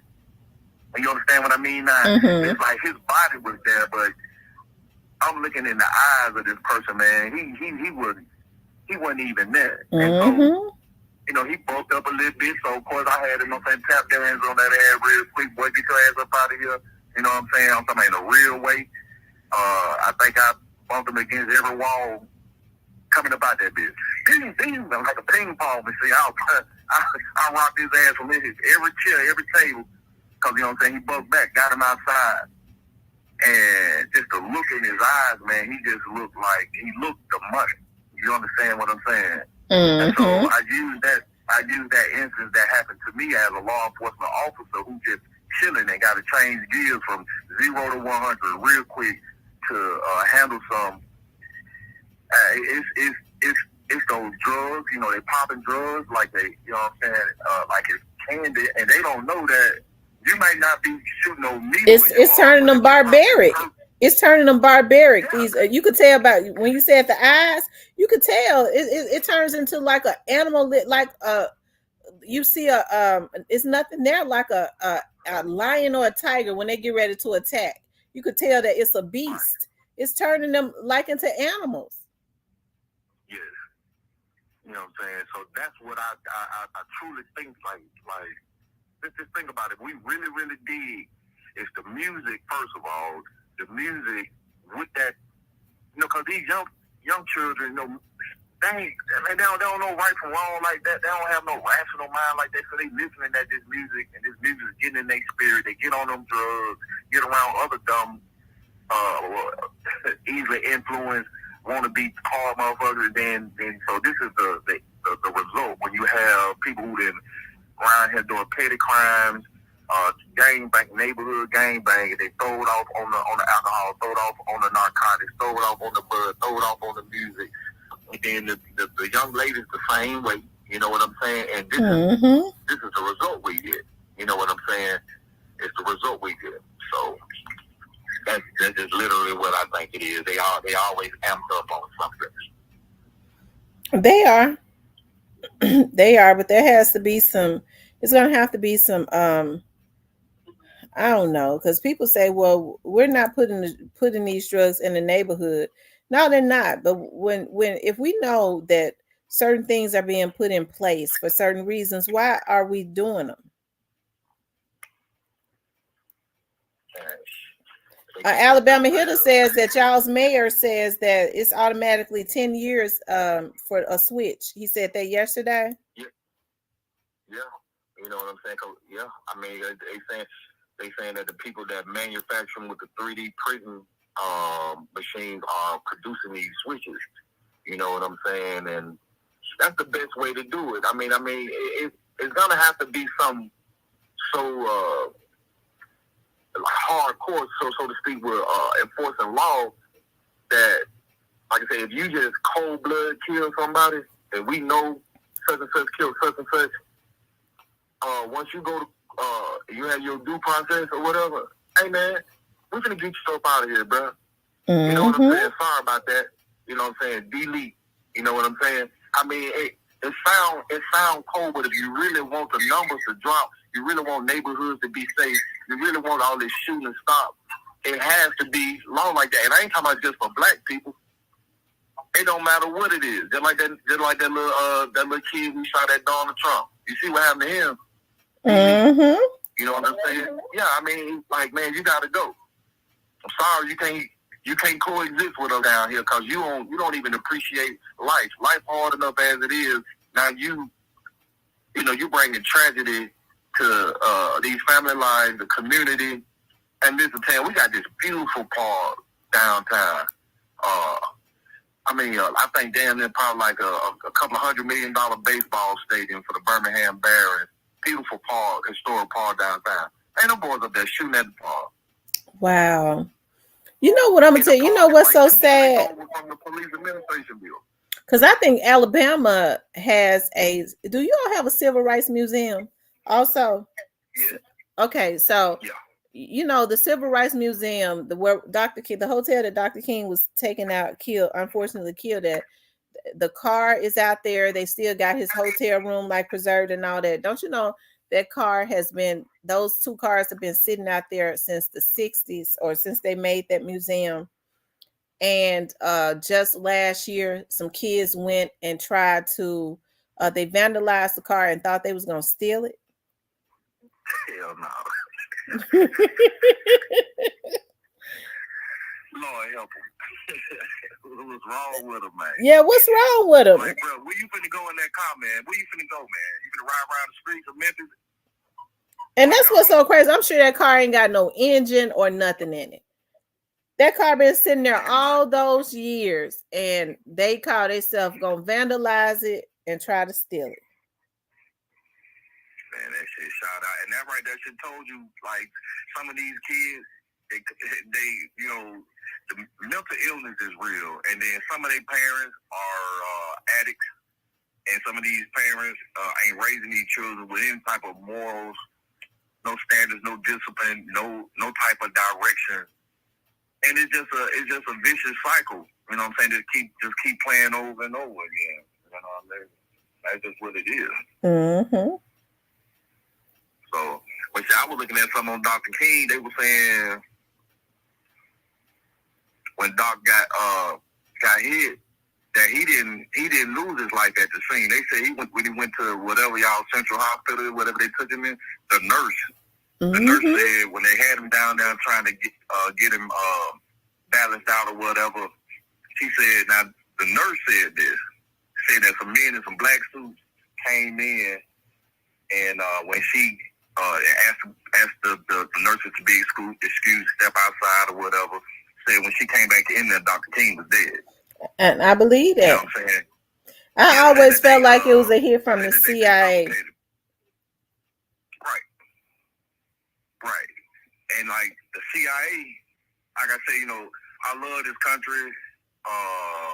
You know how I go. I need to get into that spiel, but some of these agencies, especially like the CIA, they can get really diabolical because they were talking about if the assassination was staged or not. But that's what the CIA do. You know what I'm saying? They infiltrate, gather intelligence, infiltrate. They can go into a whole nother country, be in there for whatever time frame, get with the criminal organization to make moves happen to change the course of that country. That's what they do. You know what I'm saying? And it's like... Well, we understand during that time that Hoover definitely, he had a definitely, that was over the Central Intelligence Agency. No, he was over the FBI. He was over the FBI. At some point, George Bush Sr. and them worked within the CIA. Yes. And then Donald Trump's uncle was head of the CIA. Mm-hmm. People don't even know that. If they look back, I love history, because if we asking ourselves what's going on, in my Marvin Gaye boys, we got to go back in history, because you need to see what happened to understand what's really going on. So when Nikola Tesla died at that building there, him and I think it was him and the Rockefellers, one of them powerful families back then, they built this building that can take the lightning from the lightning rod and put it in the ground in an AC/DC motor, and that lightning will power that whole building. So Nikola Tesla helped them architect that building. Well, he died in that building, but when he died, Donald Trump's uncle was head of the CIA, so they was over the detail that went in and confiscated all his patents. You know what I'm saying? So people want to know why he is who he is. And that family been doing stuff. You just can't just know anybody becoming head of the CIA. And at the time he was head of the CIA, Donald Trump was a little baby. You understand what I'm saying? So he was a young man. You understand what I'm saying? So this thing's deeper than what people think. And they say, man, like one of my partners, he was like, man, you ain't gonna vote. I'm like, man, vote for what, man? Like, I understand your local city councils. I get that. And I even believe in voting. But I'm talking about right here, right now, man, I don't want to play that game, man. I'm going to sit back and watch and just prepare. That's all I can do, prepare for each and every scenario. But you think I'm going to vote for somebody just because they say vote? I don't like none one of them. You know what I'm saying? For real, because every 4 years, y'all come and pander to us, tell us what y'all going to do for us, and you don't do nothing. We still asking for stuff that Dr. King them asked for. And then, like, if you can find, like Pac said, you got money for wars but can't feed the poor, you can go sign bills to keep the government from shutting down October 1st, or sign bills for wars, but y'all can't sign no goddamn bills to up the minimum wage. I know that's right. Yeah, people still living in poverty, which will force them into criminal behavior. They know that. They know that. That's criminology 101. Sam, I ain't gonna lie. When I was in the academy, and I know you say you got to run. When I was in the academy, we had to take the law test. So we took like the first phase of it, and they was our sergeants stuff. They was grading the exams while we was just sitting in the classroom, and they was like, y'all can just chill or whatever. So I went and grabbed criminology 101. On God, I ain't no count. Off the shelf, sat back down at my desk, and I'm reading. Man, I'm talking about. It says that criminals. It's stated clearly that criminals are bred by their environment. Mm-hmm. Think about what they did as it relates to the projects, what they decided to do to Black people, the reasons they called projects. You know, yes, everything that has happened with our community. That's why I say I'm not oblivious when people say you go hard on your community. No, we got to open our eyes at some point. People know more than what they have known more now than ever before. If we notice, why are we still continuously doing the exact same thing instead of coming together? Nothing can be done if we are divided. But I definitely understand the history of what the conditions that our people and what has happened to our people. But at some point, we're gonna have to start doing something differently. You already know what's gonna happen if you're gonna go when you go get on crack. You saw what it did to the person before you. So why are you trying crack? Yes. Why are you popping Xanax, bro? Don't you know that you're a junkie? Like, don't you, like young men and young women, don't you know that Percocet, all of those controlled substances got one common ingredient in it, and that's opium. It's an opioid. And when you get loaded up on that stuff and get in your system, you are now codependent on opioids, and you are technically a modern day junkie. And they seen a man, and I was in that man, I pop out. I was listening to old boy you had on the other day when we played this interview, and I think it was Big Uncle, whatever. He was saying when Dolph got hit, that he sit in the room and pop out 20 bombs. And man, why would you just go pop 20 bombs? The dude asked him, is that safe? Like, is that hell no, you don't supposed to be popping no 20 bombs. That ain't safe. You know, but that's just what they do, man. Mm-hmm. So, but those ingredients, I think, Tam, and I'm gonna let you be queen. I think that those ingredients, it's way more than that. But those factors right there, and we gotta see about them narcotics. We need to change the frequency of this music. I'm sorry about that. If you want to listen to Lil Durk or whoever that drill music, man, you're gonna have to go buy that on iTunes or whatever. But it should be playing while I'm in the car with my little nephew. That's right. You know what I'm saying? Yeah, it just shouldn't be on mainstream radio in our neighborhoods. Because these children listening to this music, they know that stuff word for word. You know? So, but love, you have a great day. Good chopping up with you, and peace and love to you, now. Thank you for calling in. Oh, yeah, no doubt, love. All right, y'all, peace. Bye-bye. Shout out to Malik for calling in, you guys. He made some valid points. He's from out of Birmingham, so shout out to Birmingham, Alabama. Anyways, you guys, I want to thank you all for tuning in. I'm getting ready to get off because I gotta go make another run, and I forget that I'm actually getting out, going to an event tonight. I was like, oh, there's an event tonight. One of my clients is having something tonight, and I gotta go and support.